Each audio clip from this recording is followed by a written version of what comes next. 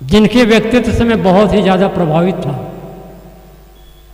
आचार विचार और रहने से बहुत ही प्रभावित था, वे हैं मेरे गुरुदेव श्री रामसूरत साहिब। संभवतः कक्षा 6वीं 7वीं में पढ़ रहा था, तब उनके प्रथम दर्शन हुए। उनकी सरलता से मैं बहुत ही ज़्यादा प्रभावित था। बचपने की याद आती है, जिस घर में मेरा पैदा हुआ, कबीरपंथी परिवार में पैदा हुए, और जब भी इस क्षेत्र से उत्तर प्रदेश के महान संत गुरुदेव श्री रामसूरत साहिब जी, श्री रविदास साहिब जी, श्री निहाल साहिब जी, श्री भंडारी साहब, विमल साहिब जी, परम श्रद्धेय संत श्री ज्ञान साहिब, ये सभी संत सब जाते थे, तो महीनों 2-2, 3-3, 4-4 महीने छत्तीसगढ़ के रायपुर, धमतरी, नवापारा आजम इस क्षेत्र में 3-3, 4-4 महीने तक भ्रमण करते रहते थे।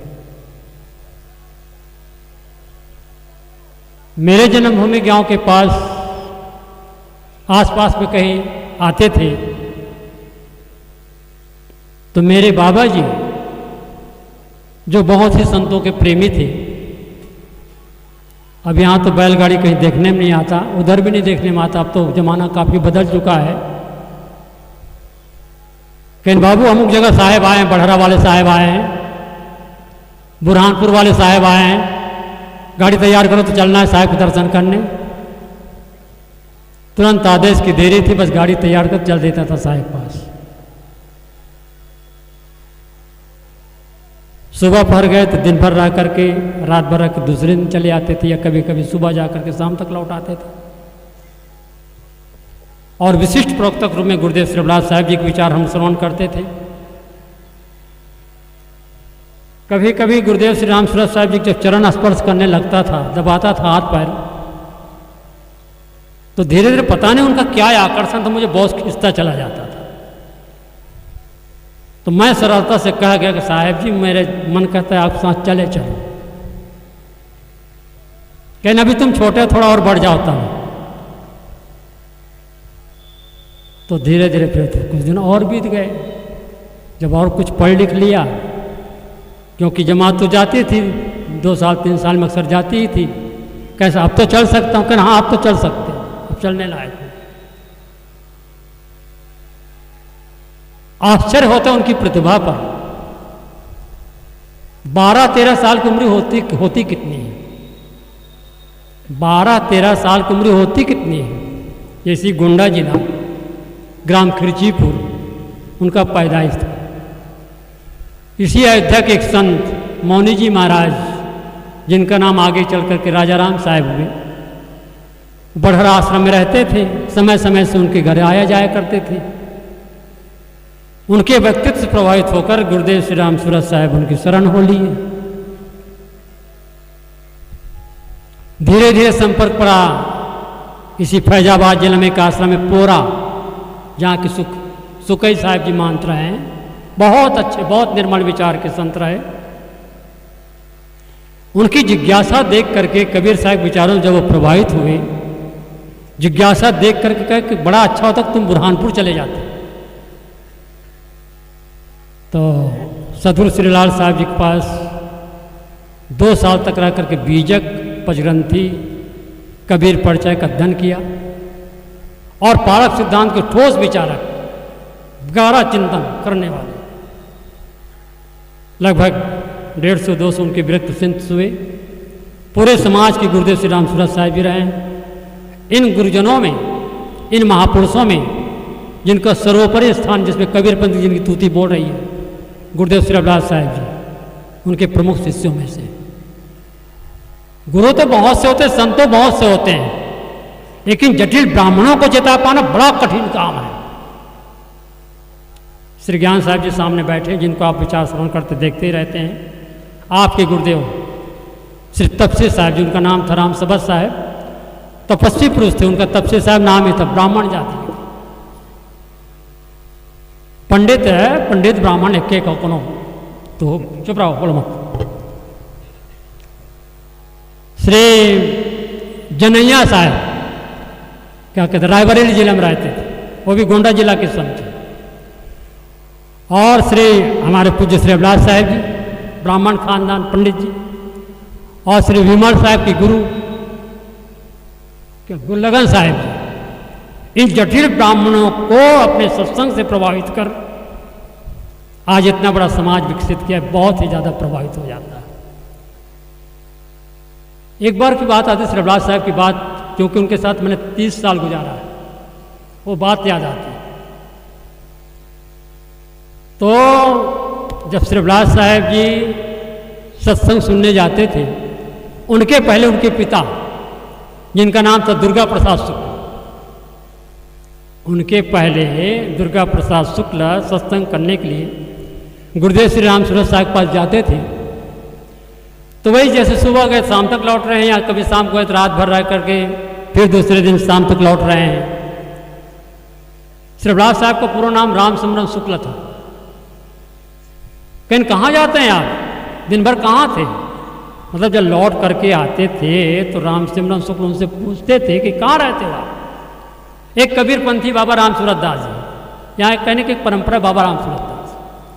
तो बाबा राम सूरत साहब महाराज के पास जाता हूँ, अच्छे कबीरपंथी, बड़े अच्छे संत थे, कबीर के विचारक हैं, अच्छे संत हैं। कहना अच्छे संत हैं, वो राम रहे मानते, राम मानते कि नहीं मानते? कहना जो तुम मानो तो मन में नहीं करा। बात मजेदार है, जो तुम राम रहे मानत हो वो मन में नहीं करते। लेकिन ऐसे नास्तिक का नाम मत लो हमारे पास। राम सिमरन शुक्ल ने कहा कैसे नास्तिक का नाम मत लो, हाँ नाम मत लो, जब तुम जाओगे तब पता चलेगा। उनके पास जाके देखो तो सही। चले भी गए। उस जमाने क्या, अब तो साधन बहुत आगे बढ़ गया, बहुत सारे फैसिलिटी बढ़ गई कहना चाहिए। पुआल बिछा हुआ था, वरिष्ठ संतों के लिए थोड़ा सा ऊंचा पुआल बिछा था, पुआल मतलब पैरा। तो वहीं जाके महात्मा राम सिमरन शुक्ल जी बैठ गए, दफ्तर गृहस्थ गए, उधर बैठ। बताओ, अब उनको डांट फटकार के बगल कर दिया। इतने में साहिब जी आ गए, गुरुदेव श्री राम सूरत साहिब। अरे कोई आए तो बैठाओ तो कम से कम, उनको क्यों डांट रहे हो? अब चूंकि राम और कृष्ण के पक्के उपासक, कभी कभी ये बात हमें बहुत प्रभावित करती है। राम और कृष्ण के पक्के उपासक, इन कबीरपंथियों को पता तो चल जाए कि राम और कृष्ण भी कोई हस्ती है।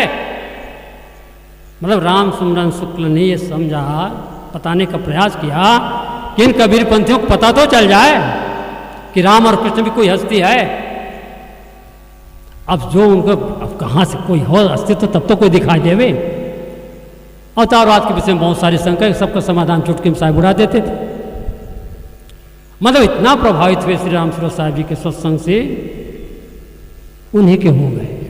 तो एक बार महाराज जी कभी आइए हमारे यहाँ, कहीं ठीक है समय पड़ेगा आऊँगा। तो जब वह हैं उनके यहाँ, तो एक आसनी बिछी हुई थी, दीवार पर टंगी हुई थी। गुरुदेव श्री राम सूरत साहब जी ने कहा कि आसनी किसकी है? कहीं मेरी है। कहीं क्या करते हो? ध्यान करता हूँ। कहीं ये आसनी ही मुझे बुलाया है। देखिए कितनी सरलता, कहाँ तक बात पहुँच रही है। गुरुदेव श्री राम सूरत साहब जी ने कहा कि आसनी किसकी है? कहीं आसनी मेरी है। क्या करते? ध्यान लगाता हूँ। कहीं ये आसनी ही मुझे बुलाया है। कहीं आसनी क्या बुला के? बुलाया तो मैं हूँ। देखिए बात के कहाँ तक जाते हैं। आसनी क्या बुलाएगी? बुला तो मैं आऊँ। तो उन्होंने कहा अगर तुम्हारा प्रेम कहीं है तब तो मुझे बुलाए। कोई माला फेर रहा है, कोई नाम जप कर रहा है, कोई किसी न किसी प्रकार से आध्यात्मिक अपनाया है उपासना पद्धति, तो जहाँ तक मेरी समझ से ठीक करता है। एकदम से खंडन न करो, दिल तोड़ो मत। लेकिन इस बात से साहब बहुत प्रभावित हुए। जब गुरुदेव श्री राम सूरत साहब जी सत्संग से प्रभावित हुए तो धीरे धीरे निश्चय कर ले कि अब मुझे घर छोड़ करके निकलना है। तो साहब जी ने मुझे खुद बताया। फिर मैं साल भर, गुरुदेव श्री अभिलाष साहब जी ने मुझे बतलाया कि मैं साल भर घर में रहते रहते ऐसा मैं सोच लिया कि अब मुझे इस घर से कोई ममता ना रह जाए, निकलो तो मुझे फिर से ना इधर लौटना पड़े। तो उनके व्यक्तित्व के विषय में मुझे विश्लेषण करने की आवश्यकता नहीं है। सभी महापुरुष जो हमारे बीच पधारे हुए हैं, सभी हमारे श्रद्धेय हैं, पूज्य हैं।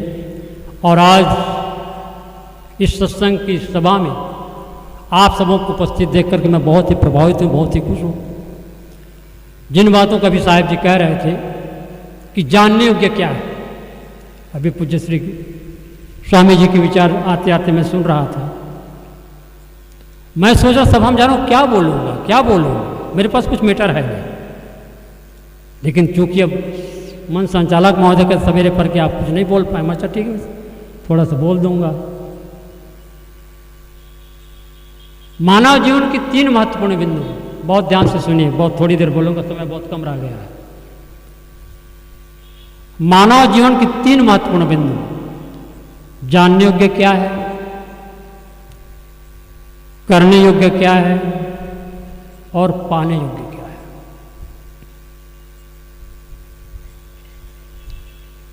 जानने योग्य है अपनी आत्मा,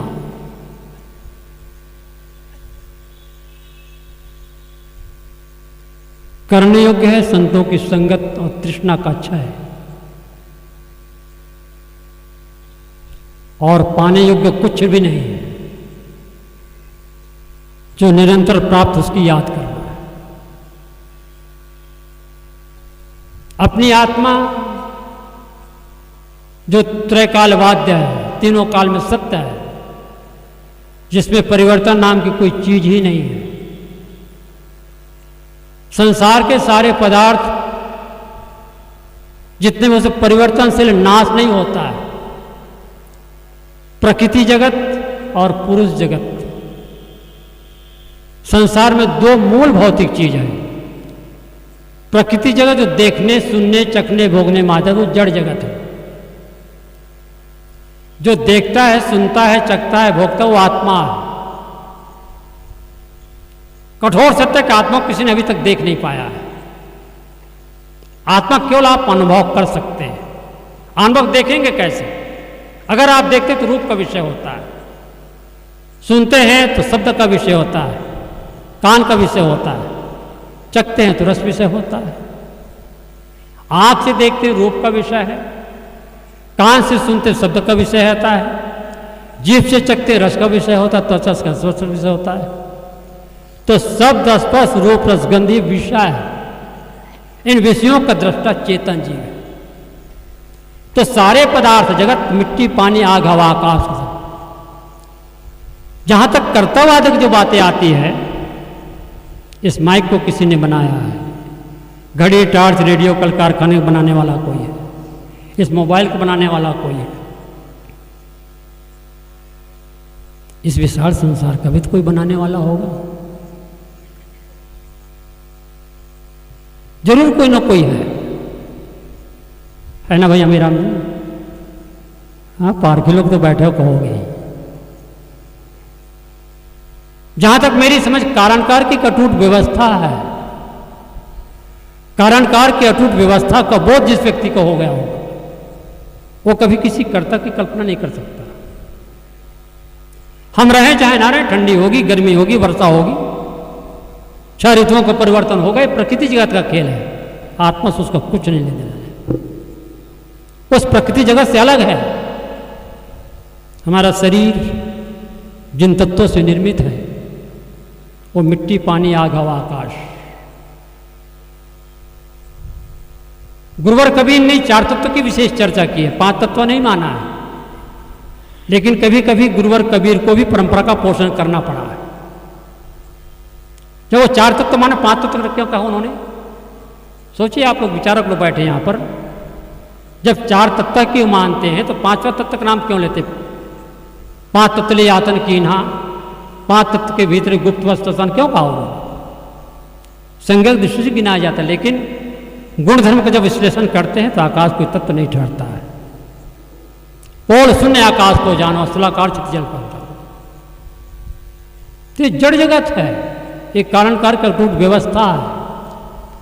बहुत पहले, उस समय हम शायद पैदा भी ना हुए रहे होंगे, कर्मा एक गांव इसी फैजाबाद जिला में, कर्मा एक गांव है, वहाँ सत्संग चल रहा था।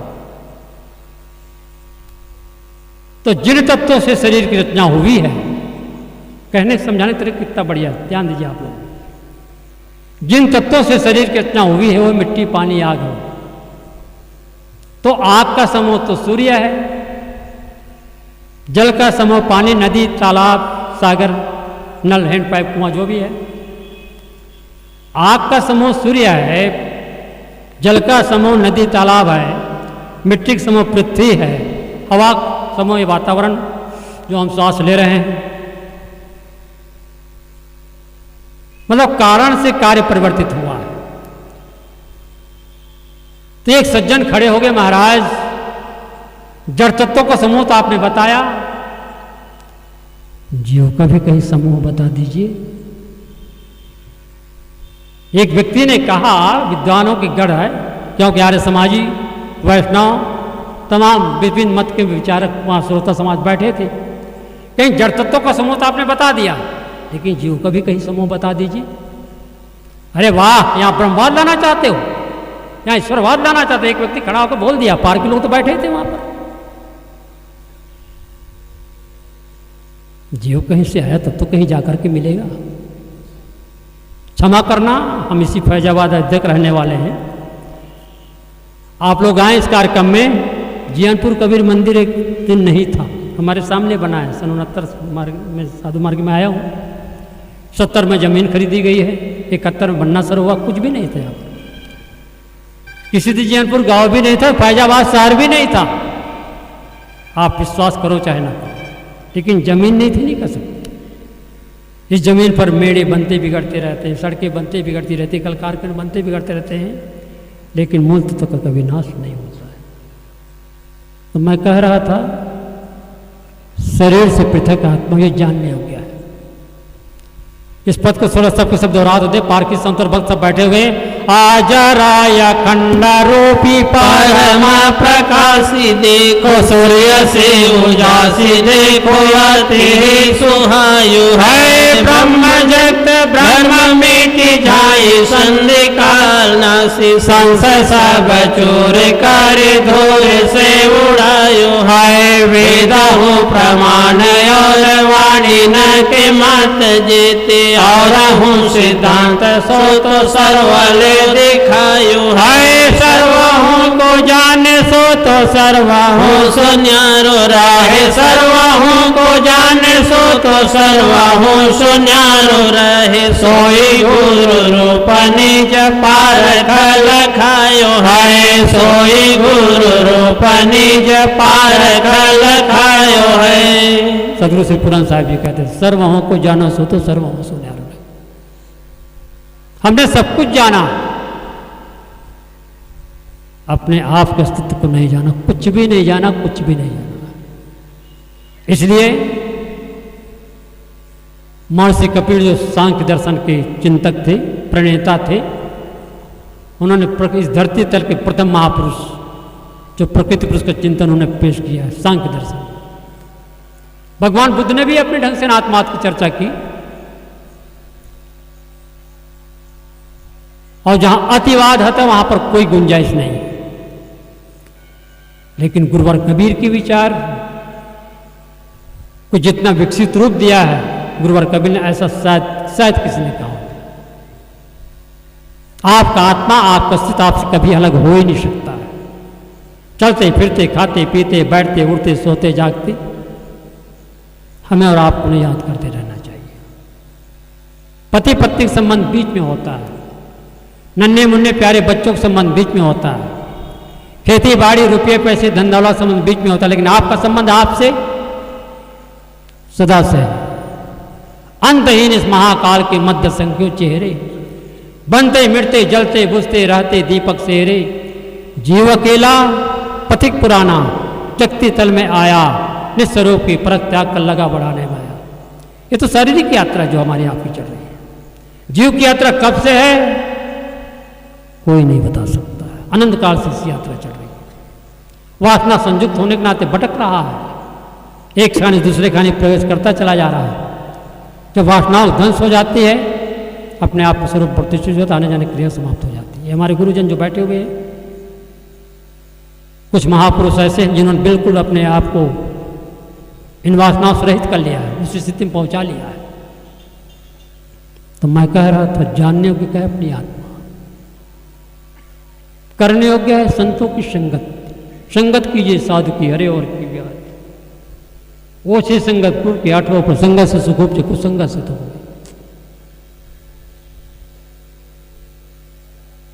संतों की संगत से बंधन और मोक्ष का परिचय होता है। बंधन का स्वरूप पता है, स्वरूप का परिचय हो जाता है। ये बंधन हमारे दुख रूप है, पहले मौन होना तो चाहिए, फिर क्रम से उसको त्याग वृत्ति जब हो जाए धीरे धीरे छूटता चला जाता है। तृष्णा कुछ देख लूं, कुछ सुन लूं, कुछ चख लूं, कुछ भोग लूं, कुछ कर लूं, ये जो आकांक्षाएं हैं यही आकांक्षाएं भटकाती है। भगवान बुद्ध ने इस बात को बड़ी गहराई से चिंतन पेश किया है। दुख है, दुख का कारण है, कारण तृष्णा है, तृष्णा का विरोध किया जा सकता है। दुख है, दुख का निवारण हो सकता है, लेकिन दुख का निवारण करने वाला है कौन? इसका उत्तर गुरुवार कबीर के पास मिलेगा। दुख का निवारण करने वाले आप हैं, आपका अस्तित्व है। इसलिए इस विषय पर ज़्यादा चिंतन करने की आवश्यकता नहीं है, क्योंकि परम पूज्य श्री साहब जी बैठे हुए हैं। आपके विचार श्रवण करने मैं कह रहा था करने योग्य क्या संतों की संगत और तृष्णा का अच्छा है। पाने को कुछ नहीं है, जो निरंतर प्राप्त उसकी याद करना, क्योंकि जो भी मिलते हैं क्या कोई सम्मान धन परिवार पाकर हो सका है जिंदगी में शांति सागर, शांति का पचाह को निछोड़ना है, बाहरी घुड़दौड़ से मन मोड़ना है। बात तो सबकी समझ में आ भी जाती, पर विषय की आदतें उनको न चाहती। त्याग का बल त्याग से ही बढ़ सकेगा, जो करे शुरुआत वही चढ़ सकेगा। तो सब तो छूट जाएगा, लेकिन आपका स्थित आपसे भारत के कोने कोने से संत और भक्त आए हुए हैं। गुरुजन हमारे संत आए तो अनेक संतों को छोड़ करके आए हैं। आप अपनी पत्नी बच्चे और सब रिश्ते छोड़ करके आप गुरु संतों को सुनने आए हैं, तो क्या आप अपनी आत्मा को भी छोड़ के आए? आप अपने घर में आप छोड़ना चाहे छोड़ सकते हैं। तुम्हारा वही जो तुमसे न छूटे कभी भी कहीं भी तुमको न छोड़े, पथिक जी महाराज ने हमें संदेश दिया है। तुम्हारा आत्मा तुम्हारा राम तुम्हें कब से अलग हो ही नहीं सकता है। अभी मैंने कहा था सर्वों को जानो सो तो सर्वों से न्यारो रहे, सोई गुरु रूप ने छुपा रख लगा। तो मैंने आपके समक्ष निवेदन किया, जानने योग्य क्या है? जानने योग्य अपनी आत्मा जो प्रकृति से पार है। करने योग्य संतों की संगत और तृष्णा का अच्छा है। पाने योग्य कुछ नहीं, जो पाया जाता है छूट जाता है, जो मिलता है छूट जाता है, जुड़ता सो टूट जाता, जन्म लिया सो मर जाता, संग्रह सब टूट जाता।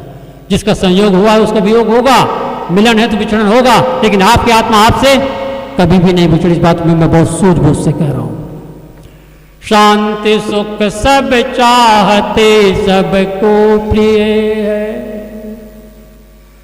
शांति सुख सब चाहते सबको प्रिय है, पर कहाँ वह है इसे सोचो ही है।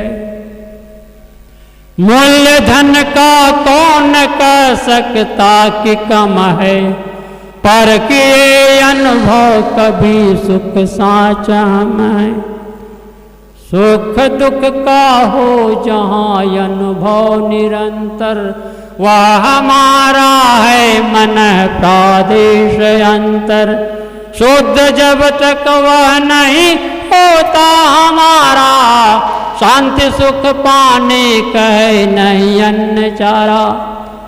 हम बने अधिपति असीमित भोग धन के, सुख कहाँ यदि हम रहे बेचैन मन से। मनुष्य में मन का महत्व महानतम है, मन से बंधन मोक्ष और प्रकाशतम है। धन भवन परिवार देह संवारने में, दिन चले जाते जगत व्यवहारने में।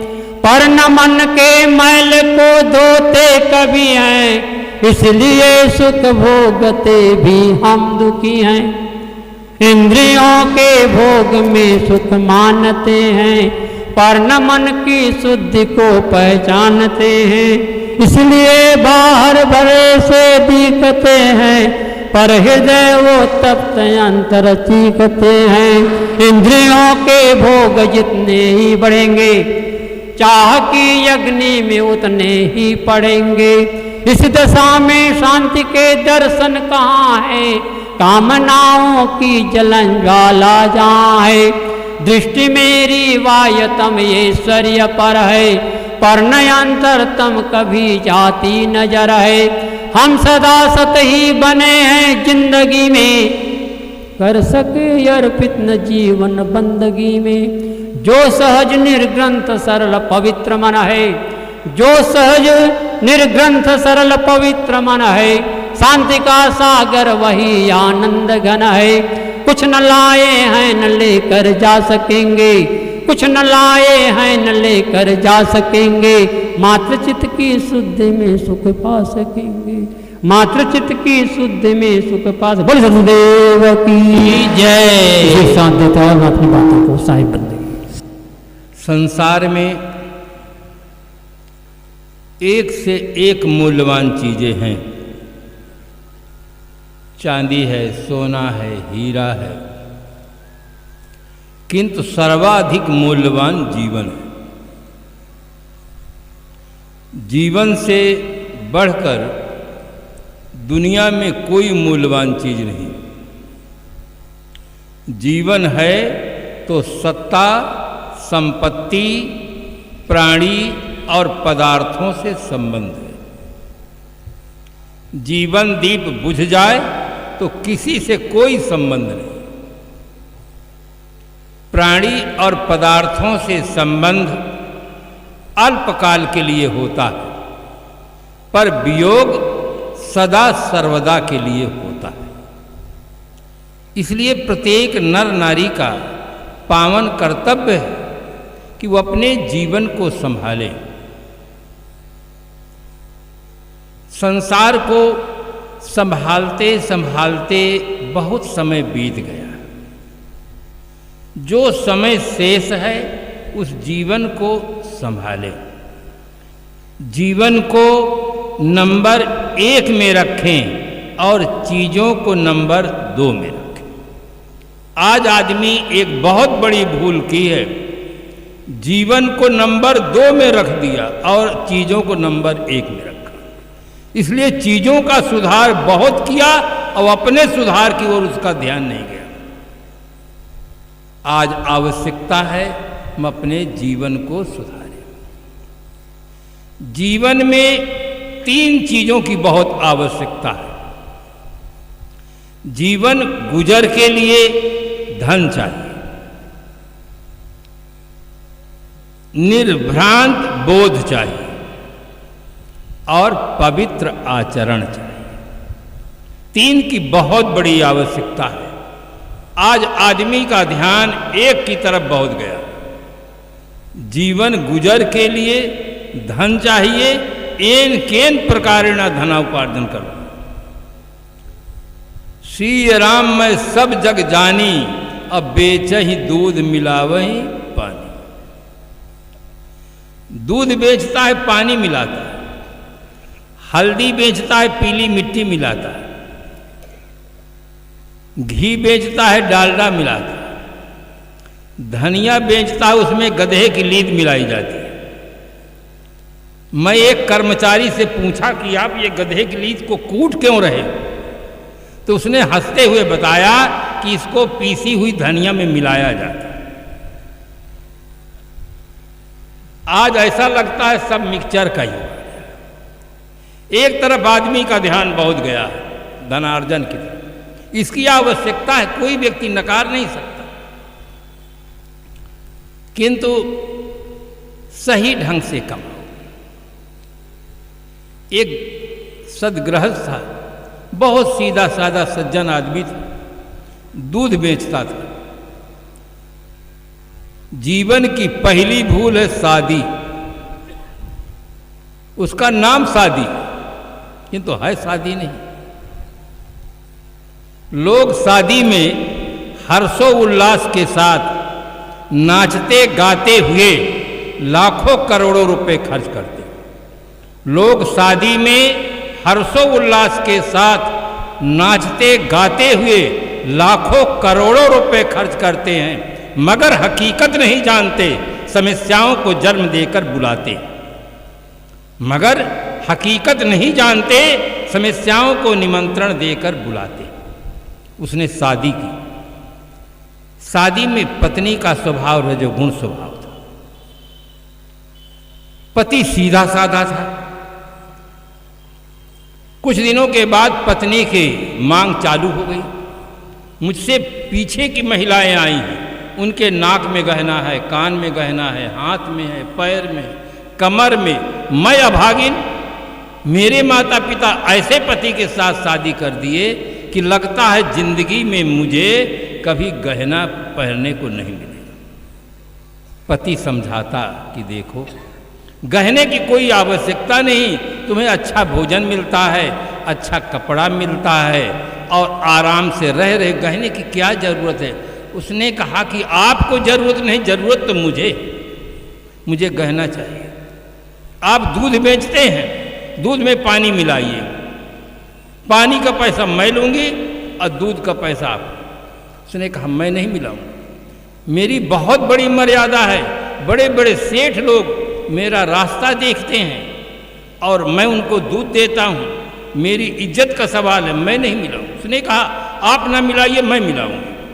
अब कोई पूछे तो बता देना कि मैं नहीं मिलाता हूँ, सही सही कहे, मैं मिलाता हूँ। पानी में दूध में पानी मिलाती रही।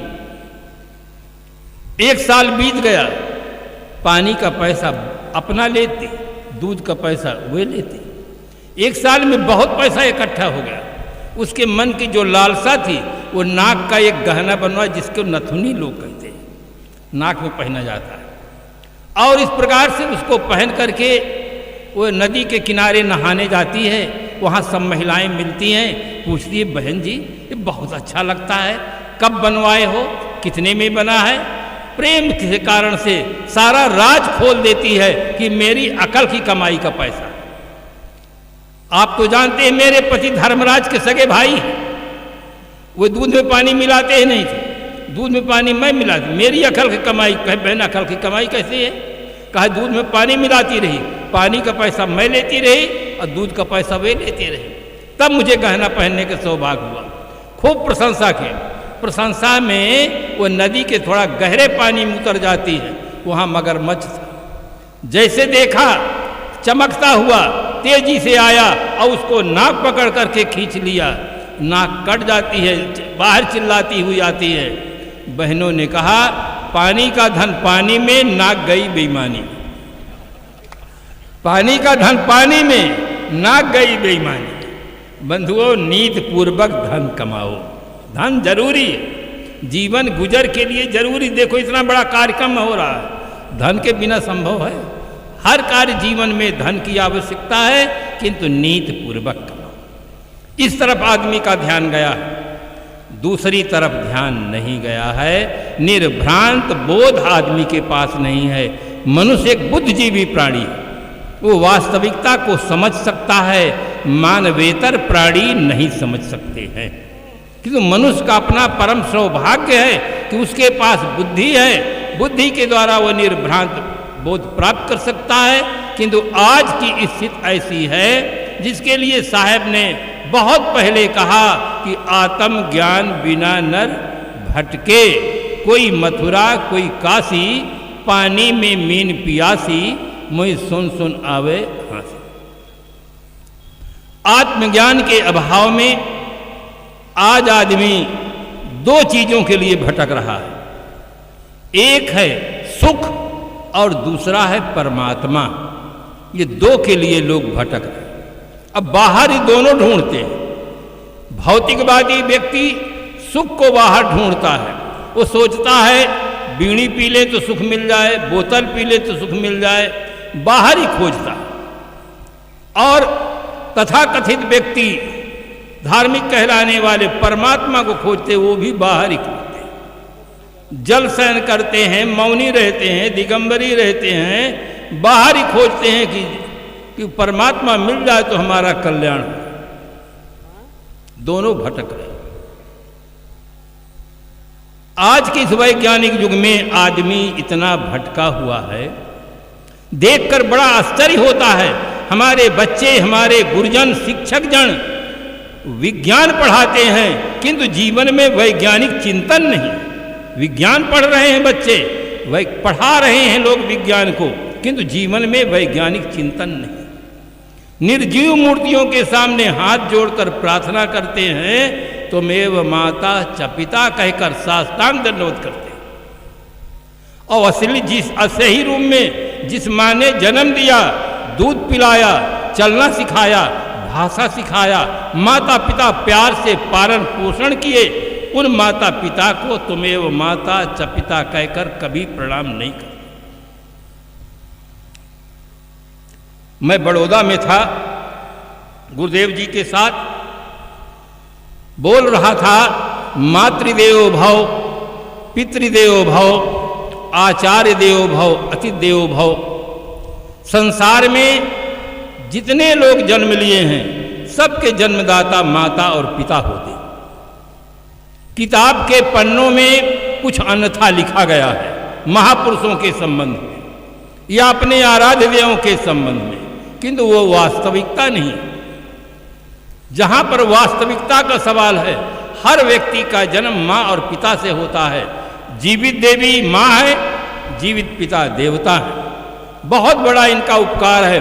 उस अवस्था में कितने प्यार से पालन करते हैं, जिस अवस्था में न हम खड़े हो सकते हैं, न बता सकते हैं, न कुछ कर सकते हैं, कितने श्रद्धा प्यार से उसका पालन पोषण करके बड़ा बनाते हैं, योग्य बनाते हैं। किंतु आज वही बच्चे जब पढ़ लिख करके बड़े हो जाते हैं, सर्विस करते हैं, पद पा जाते हैं, पैसा पा जाते हैं, तो उनका दृष्टिकोण बदल जाता है। पत्नी के रहने के लिए आलीशान बंगला बनवाते, पत्नी के रहने के लिए आलीशान बंगला बनवाते हैं, माता पिता के रहने के लिए वृद्धाश्रम बनवाते हैं। माता पिता को घर में देखना ही नहीं चाहते। जिन्होंने जन्म दिया, पाला पोसा, पढ़ाया लिखाया, योग बनाया, उनके रहने के लिए वृद्धाश्रम बनवा रहे हैं, और पत्नी के रहने के लिए आलीशान बंगला बनवा रहे हैं। बोध के बिना आदमी भटक रहा है। मैं बड़ौदा में बोल रहा था, एक बैंक के कर्मचारी थे, उन्होंने मेरा प्रवचन सुना, सभी लोग उठकर चले गए, वो बैठे रहे। मैंने कहा आप भी जाइए, मुझे एक प्रश्न पूछना। मैंने कहा पूछिए। उन्होंने कहा आपका उपदेश तो बहुत अच्छा लगा, क्योंकि जीवन में पहली बार इस प्रकार की विचारधारा सुने थे। संतों से सुनते थे कोई ईश्वर की बात, कोई अवतार की बात, कोई भगवान की बात, कोई स्वर्ग की बात, कोई नरक की बात, धरती तल के जीवन की बात कहीं सुना नहीं था। पहली बार सुना, उसको अच्छा लगा, किंतु बुद्धिजीवी था, उसके मन में एक प्रश्न खड़ा हो गया। उन्होंने प्रश्न किया कि महाराज आपका उपदेश तो बहुत अच्छा लगा कि माता पिता की सेवा करनी चाहिए, और खुद माता पिता को छोड़कर आप साधु हो गए, तो आपके उपदेश का प्रभाव हम पर कैसे पड़ेगा? ये प्रश्न किया। आप वहां रहते, माता पिता की सेवा करते और फिर हम पर उपदेश करते, तो आपके उपदेश का प्रभाव हम पर पड़ता। खुद माता पिता को छोड़कर साधु हो गए हैं और हमको कहते हैं माता पिता की सेवा करो, आपके उपदेश का प्रभाव कैसे पड़ेगा? मैं उनको बहुत प्यार से समझाया कि मैंने कहा देखिए, सुखदेव जी को व्यास जी ने रोका कि सुखदेव जी रुके नहीं। अगर रुक जाते तो उनके पास वो क्षमता नहीं होती, वो योग्यता नहीं आती जो योग्यता से वे समाज की सेवा किए हैं। संत गुरु आश्रम में जाते हैं, गुरुजनों की सेवा करते हैं, और जो प्राप्त होता है वो समाज को जीवन पर्यंत देते। इसलिए संतों का एक दृष्टिकोण है। तब उसने अपने भीतर की बात कही कि जो माता पिता को छोड़ देता है उसको हम नमस्कार नहीं करते, उसकी संगत नहीं करते, उसकी सेवा नहीं करते। मुझे तब ख्याल गया कि जैसे सज्जन ये आए थे, नमस्कार नहीं किए, चुपचाप बैठ गए, तो उनके कहने पर मेरा ध्यान गया। फिर मैं उनको प्रेम से समझाया, परंतु वो उनके दिल में अंदर बात बैठी नहीं। दोहरा दिया कि जो माता पिता को छोड़ देता है उसको हम नमस्कार नहीं करते, उसकी संगत नहीं करते, उसकी सेवा नहीं करते। मुझे ऐसा लगा कि मेरे प्यार का यह दुरुपयोग कर रहा। मुझे ऐसा लगा कि अब वीटो पावर का प्रयोग करना पड़ेगा। तब मैं प्रयोग किया और कहा कि आप हमारे लिए तो कहते हैं जो माता पिता को छोड़ देता है उसकी संगत नहीं करते हैं, उसकी सेवा नहीं करते हैं, उसके साथ नहीं रहते हैं, और आपकी पत्नी माता पिता को छोड़ दिया है, तब आपके साथ रही। उसी के लिए नौकरी करते हैं, उसे बच्चे को पालन पोषण के लिए सब काम करते हैं और उसी की संगत करते हैं, उसी के साथ रहते हैं जो माता पिता को छोड़ दिया। तब उसका ध्यान उसकी तरफ गया और तब उस दिन से जैसे बैंक से छूटता था सीधे मेरे पास आता और सेवा करता। और उसकी माँ एक दिन आ गई, माँ कहने लगी, साहब मेरा बेटा तो नास्तिक था, किसी साधु को नहीं मानता था, कभी गुरुद्वारा नहीं जाता था, आपके पास आया, उस दिन से ये तो मेरे यहाँ खाने को नहीं आता, सीधे आपके पास ही आता है, क्या हो गया? मैंने कहा इसी से पूछिए इसको क्या हो गया। वो वास्तव में बुद्धिजीवी था, ईश्वरवाद पर, अवतारवाद पर, ब्रह्मवाद पर, भौतिकवाद पर प्रश्न करता और जब उसको बौद्धिक संतोष मिलता तो इतना प्रभावित होता कि सामान्य से सामान्य सेवा का काम करता, उसको कोई जानता नहीं कि कैसा अधिकारी है क्या। भीतर परिवर्तन होना चाहिए। आज के युग के अनुसार व्यक्ति को ठीक से बोध होना चाहिए। निर्भ्रांत बोध की बहुत बड़ी आवश्यकता है। आज हमारे देश का अरबों नहीं खरबों रुपया अंधविश्वास में चला जा रहा है। अंधविश्वास में समय, श्रम और संपत्ति, 3 चीजों का नाश होता है। आज देश में अंधविश्वास के कारण से कितना पैसा चला जा रहा है। मैं एक गुजरात से आ रहा था, ये गणेश उत्सव का समय था, जिस दिन उनको गणेश जी का विसर्जन हुआ, मैं देखा एक नदी में पानी नहीं है, सूखी नदी है और वहीं गणेश जी को खड़ा किए। अब जिसको हम कुछ दिन पूजा किए, पाठ किए, हवन किए और खूब श्रद्धा से आरती किए, वंदना किए, आज उसको नदी के किनारे बाहर जंगल में खड़ा कर दिए हैं, चाहे उसको कुछ भी। हमारे देश किधर आदमी चला जा रहा है। ऐसे समय में मुझे सदगुरु कबीर साहब की याद आती, जिन्होंने अपनी मौलिक कृत बीजक में कहा, संतो देखत जग बोराना, सांच कहो जग मारन धावे, झूठे जगपतियाना, नेमी देखा धर्मी देखा, प्राज करे स्नाना, आत्म मार पसाड़े पूजे, उनमें किछो न ज्ञाना, संतो देखत जग बोराना। एक आदमी मुझसे प्रश्न कर दिया, कहा महाराज ये माता पिता तो घर में रहते हैं, देवी देवता तो मंदिर में रहते हैं, ये मंदिर में कहाँ है, इनकी हम क्यों सेवा करें, क्यों पूजा करें, मंदिर में देवी देवता रहते हैं। मैंने कहा भाई आप ठंडे दिल से सोचो, भगवान राम, भगवान कृष्ण, भगवान शंकर जी, हनुमान जी ये मंदिर में रहे कि राजपुरुष थे। हनुमान जी को मंदिर में रहने की छुट्टी कहाँ थी? हनुमान जी सुग्रीव के मंत्री थे। भगवान राम इस प्रकार से वन में गए, माता पिता की आज्ञा पा करके राज संचालन करते रहे, ऋषि मुनियों के आश्रम में सेवा करते रहे, भातृ प्रेम का एक आदर्श जीवन जिए, एक पत्नी व्रतधारी थे, एक महान जीवन जिए, तो मंदिर में रहते रहे। मंदिर में रहने वाले देवी देवता नहीं हैं, मंदिर में जो मूर्तियां हैं उन महापुरुषों की, उन सती साध्वी देवियों की, वो केवल मूर्ति। चित्र को देखकर आदमी का चरित्र की ओर ध्यान जाता है, चरित्र के नाते ही चित्र की पूजा होती है। जिनका चरित्र अच्छा ना हो उनके चित्र की पूजा नहीं होती है। उनके जीवन के संबंध में, उनके आदर्शों के संबंध में हम पढ़ करके, सुन करके अपने जीवन में उतारना चाहिए। केवल उनकी पूजा करने से, नाम जपने से कल्याण नहीं होगा, उनकी आराधना करने से कल्याण नहीं होगा। उनके उच्चतम आदर्शों को अपने जीवन में उतारें। मैं एक रामायणी से पूछा कि भगवान राम प्रातः काल उठ के रघुनाथा, मात पिता गुरु ना वही माथा, आप रामायण की कथा कहते हैं तो इस आदर्श का पालन करते हैं कि नहीं करते हैं? तब उन्होंने उत्तर क्या दिया? कहा कि वे तो भगवान थे, वे पालन करते थे, हम तो इंसान हैं, हमको शर्म लगती है। ये उनका उत्तर कि हम तो इंसान हैं, हमको शर्म लगती है माता पिता को प्रणाम करने में। झूठ बोलने में शर्म नहीं है, चोरी करने में शर्म नहीं है, तम्बाकू बीड़ी सिगरेट बोतल पीने में शर्म नहीं है, माता पिता को प्रणाम करने में शर्म लगती है। शर्म लगनी चाहिए गलत कर्मों में। जन्मदाता, अन्नदाता माता और पिता है, उन्हीं को शर्म लगती है तुम्हें प्रणाम करने में। आज आदमी बहुत भटका हुआ है, उसको ठीक से बोध नहीं है। लोग श्रद्धा से आराध्य देवों की पूजा तो करते हैं, मगर जिंदों की नहीं, बेजान मूर्तियों की करते हैं। जिंदा की पूजा करनी चाहिए, जिंदा की सेवा करनी चाहिए। एक व्यक्ति था, गुजरात की घटना, बहुत मंदिर बनवाया, बहुत श्रद्धा थी, बहुत पैसा था, दोनों था। वास्तव में श्रद्धा भी हो, पैसा भी हो, तब काम होता। श्रद्धा थी, बहुत मंदिर बनवाया, किसी कबीरपंथी संत से संबंध पड़ गया, वो खंडन कर दिया, वो कबीरपंथ का पक्का दुश्मन हो गया कि कबीरपंथ मूर्ति पूजा नहीं मानते। बंधुओं याद रखना, कबीरपंथ सच्ची मूर्ति की पूजा करते हैं। दुनिया में ऐसा कोई व्यक्ति ही नहीं जो मूर्ति पूजा न करता हो। फर्क इतना है, कोई सजीव मूर्ति की पूजा करता है, कोई बेजान मूर्तियों की पूजा करता है, किंतु सभी व्यक्ति मूर्ति पूजा करते हैं। वो मेरा कार्यक्रम था, उसके दुकान तक आवाज जाती थी। मानवता पर मैं चिंतन किया, उसको अच्छा लगा। मैंने कहा जिनको प्रश्न करना हो आश्रम में आए, वहां समाधान होगा। आश्रम में आया, प्रश्न किया कि ये बताइए कबीरपंथ में मूर्ति पूजा मान है या नहीं। मैंने कहा कबीरपंथ बहुत विशाल है। कबीरपंथ में ऐसे भी लोग हैं जो सदगुरु कबीर साहब की मूर्ति बनाकर पूजा करते हैं। ऐसे भी मंदिर हैं कबीर साहब के, वहाँ हनुमान जी की मूर्ति रहती है, हनुमान जी की पूजा होती है, भगवान राम की भी पूजा होती है, भगवान कृष्ण की भी पूजा होती है। ऐसे भी कबीरपंथ में हैं।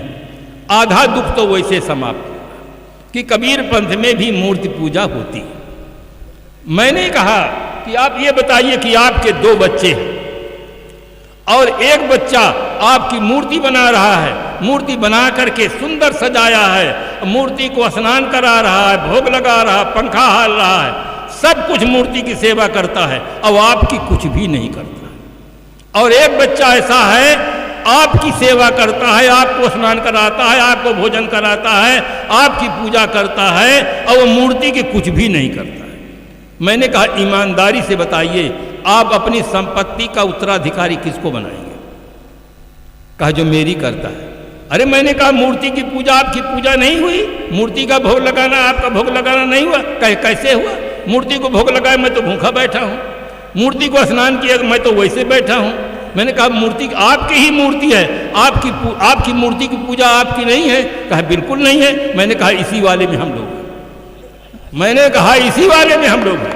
इतना सुन करके वो इतना प्रभावित हुआ, कहा साहब कल मेरा भंडारा होना चाहिए। मैंने कहा बिल्कुल भंडारा होगा। सबका भंडारा कैंसिल करके उसका भंडारा किया। उसके जो प्रेमी लोग थे कहे साहब ये तो कट्टर विरोधी था, ये कैसे आज भंडारा कर रहा है। मैंने कहा इसी से पूछिए। उसको वास्तविकता का बोध हो गया कि मेरी मूर्ति की पूजा मेरी पूजा नहीं है। मैंने कहा इसी वाले में हम लोग हैं, हम जिंदा की पूजा करते हैं। तो समझाने की एक शैली होती है। किसी व्यक्ति को ठीक से आप एक बार समझा दीजिए, फिर जिंदगी में दोबारा प्रश्न नहीं करेगा। मेरे सामने एक ऐसा व्यक्ति आया जो धनवान था, बहुत अहंकारी था, मंदिर खूब बनाया, मूर्ति खूब बनाया। तो जैसे मुझे देखा कहने लगा कि रमता जोगी बहता पानी, इनका कौन ठिकाना है, आज यहाँ कल वहाँ परसों वहाँ। हम तो ऐसे भगवान को बना लिए हैं 24 घंटा एक जगह रहेंगे, कहीं जा ही नहीं सकते। अब आदमी के शरीर में हाड़ मांस खून होता है, इनके शरीर बिल्कुल शुद्ध रहता है, हम ऐसा बना लिए। मुझे बड़ा विचित्र लगा। मैंने कहा और कहने लगा कहा मैं किसी को अब नमस्कार नहीं करता। मैंने कहा किसी को तो करोगे? कहा नहीं करूँगा। मैंने कहा ये बताइए अच्छा आपके सामने कोई केस हो और दरोगा साहब आ जाए, थानेदार साहब आ जाए तो अब नमस्कार करोगे नहीं? थोड़ी देर चुप रहा, किंतु अहंकार इतना था, कहा मैं किसी को नमस्कार नहीं करूँगा। फिर मैं चुप रहा। मैंने कहा किसी को तो करोगे भैया, ऐसा तो नहीं कि संसार में आओ और किसी को नमस्कार नहीं करो। कहा मैं किसी को नमस्कार नहीं करता हूँ, जो इन मंदिर में मूर्ति बना ली इसी को नमस्कार करता हूँ, किसी को नहीं करता। मैंने कहा सही सही बताना, झूठ नहीं बोलना। आपका दामाद आ जाए तो नमस्कार करोगे कि नहीं करोगे? आपका जीजा आ जाए तो नमस्कार करोगे कि नहीं करोगे? कुछ देर रुका, बाद में कहा करूँगा। मैंने कहा ईमानदारी से बताइए, सही सही बताइए, करोगे कि नहीं करोगे? कहा करूँगा। मैंने कहा इसीलिए तुम साधु का नमस्कार नहीं करते हो। साधु अगर आपका दामाद बन जाए, जीजा बन जाए तो आप नमस्कार करोगे। वो जीजा नहीं बन सकता है, दामाद नहीं बन सकता, इसलिए नमस्कार नहीं करते हो। जैसे मुझे देखता दूर से रोज साहेब बन ये करता। इतना कड़ा उत्तर उसको मिला, जीवन भर के लिए उसकी भूल मिट गई। आज आदमी को निर्भ्रांत बोध नहीं है। एक आदमी ने कहा बनाने वाला परमात्मा है, सबका बनाने वाला होता है। मकान बनाने वाला, कपड़ा बनाने वाला, यंत्र बनाने वाला परमात्मा आदमी होता है। इसी प्रकार संसार का बनाने वाला कोई है, वो परमात्मा है। मैंने कहा संसार में जितने बनाने वाले हैं सब साकार होते हैं। मकान बनाने वाला साकार, यंत्र बनाने वाला साकार, कपड़ा बनाने वाला साकार, भोजन बनाने वाला साकार। अगर भोजन की सारी सामग्री हो, बर्तन हो, पानी हो, सामान हो, भंडारी निराकार हो तो भोजन बनेगा कि नहीं बनेगा? नहीं बन सकता है। हर संसार, हर वस्तु का बनाने वाला साकार होता है। क्या परमात्मा साकार है? कहे निराकार। मैंने कहा बना ही नहीं सकता। अगर आप ये मानते हैं कि कोई न कोई चीज बनाने वाला होता है, तो जिसने संसार को बनाया उसको कौन बनाया? उसकी वाणी बंद हो गई। किसी दर्शन शास्त्र में कोई उत्तर नहीं लिखा। तो इस प्रकार से मेरे सामने एक व्यक्ति आया, कहे कि ये परमात्मा जो है वो सबका बाप है, परमात्मा सबका बाप है। मैं सुनता रहा। मैंने कहा अभी बोलूंगा तो अच्छा नहीं लगेगा। प्रदर्शनी लगी थी, देखा, फिर अंतिम कक्ष में गया, फिर कहा कि साधु यहाँ तक पहुँचे हैं, अवतार यहाँ तक पहुँचे हैं, परमपिता परमात्मा तक कोई नहीं पहुँचे। जब अंतिम कक्ष में फिर दोहराया तो मैंने उससे पूछा कि ये बताइए, डायरेक्ट मास्टर बनने का कोई उपाय नहीं है। पहले विद्यार्थी बनता है तब मास्टर बनता है। डायरेक्ट सास बनने का कोई उपाय नहीं है। पहले बहू बनेगी तब सास बनेगी। डायरेक्ट पिता बनने का उपाय कोई नहीं है। जो परम पिता परमात्मा है वो पुत्र किसका है, ये मुझको बताइए, वो पुत्र किसका है? उसने कहा ये तो मैं नहीं जानता। कहे आप चलिए मंच पर, जो सबसे बड़े हेड है मैं उनको जगा कर लाता हूं। मैंने कहा हम चलिए, पूछता हूं। सबसे बड़े हेड व्यक्ति को लाए। वो वृद्ध थे, चेहरा से लगा बहुत सज्जन आदमी है। मुझे लगा कि इनसे बात नहीं करना चाहिए। कहे महाराज आपका क्या प्रश्न है? मैंने कहा मेरा कोई प्रश्न नहीं। ये आपके जो गाइड महोदय हैं ये बार बार कहने लगे कि साधु यहाँ तक पहुँचे, अवतार यहाँ तक पहुँचे, परमपिता परमात्मा तक कोई नहीं पहुँचा। तो मैं इस गाइड से पूछा, इनसे पूछा हूँ कि जो परम पिता है वो पुत्र किसका है? क्योंकि जो पिता होता है वो किसी का पुत्र होता है, बिना पुत्र हुए पिता हो ही नहीं सकता है। तो उनसे पूछा हूँ। तो वास्तव में बहुत सज्जन थे। उन्होंने कहा आज तक हमसे कोई प्रश्न ऐसा नहीं किया है, हमें भी नहीं मालूम है। बड़ी ईमानदारी के साथ कहे कि हमें भी नहीं मालूम। तो आदमी को आज निर्भ्रांत बोध नहीं, निर्भ्रांत बोध न होने से आदमी आज भटक रहा है, तप कर रहा है, जप कर रहा है, हवन कर रहा है और तमाकू भी नहीं छूट रही है। ऐसे व्यक्ति को मैं देखा हूं जो 11 साल 6 महीना खड़ा रहा, 12 साल के लिए नियम लिया था, अनाज नहीं खाता था, फलहारी था, 11 साल 6 महीना खड़ा रहा। उसके पैर में सूजन आ गई थी, रात में सोता नहीं था, ऐसे हाथ करके बस खड़े खड़े सो लेता, बैठा नहीं, लेटा नहीं। मैंने कहा महाराज जी आप इतना कठोर तप क्यों कर रहे हैं, इसका उद्देश्य क्या है? उन्होंने कहा स्वर्ग की प्राप्ति और भगवान का दर्शन। थोड़ा मैं मुस्कुराते हुए पूछा अभी तक कुछ हुआ कि नहीं? वो भी हंसकर बता दिए कि अभी तक कुछ नहीं हुआ। और नंबर 1 गजेड़ी थी, गांजा पीने वालों की जमात उनके साथ चलती थी। कोई गृहस्थ व्यक्ति कोई प्रश्न कर दे तो ऐसी गाली देते थे कि आदमी सुनकर खड़ा न रहे। गांजा और गाली के बहुत प्रेमी थे, किंतु अनाज छोड़ दिए थे। अब बैठते नहीं थे, लेटते नहीं थे। आत्मज्ञान बिना नर भटके। मुझे ऐसा लगा कि संत सम्राट श्री कबीर साहब की अमर वाणी बहुत आवश्यक। भाई संचालन मन बताइए।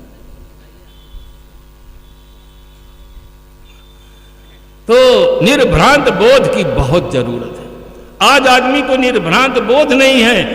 आज ये रामनवमी का दिन है, आज भारत में लाखों नहीं करोड़ों प्राणियों की हत्या हुई है। बकरा है, मुर्गा है, मुर्गी है, कबूतर है, पता नहीं कितने प्राणियों की हत्या हो गई, सब देवी जी के नाम पर।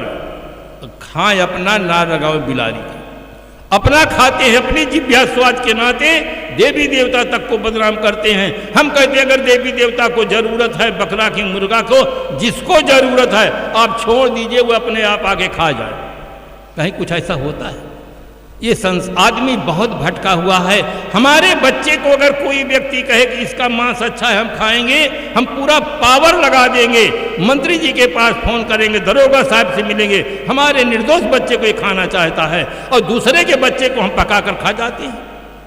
हमने कहा हमारे घर में कोई आदमी मर जाता है, हम शमशान में ले जाते हैं, जलाते हैं, कब्रिस्तान में ले जाते हैं, जमीन के अंदर दफना देते हैं, पानी में छोड़ देते हैं और दूसरे प्राणियों को मार करके, पका करके पेट को कब्रिस्तान बनाते हैं।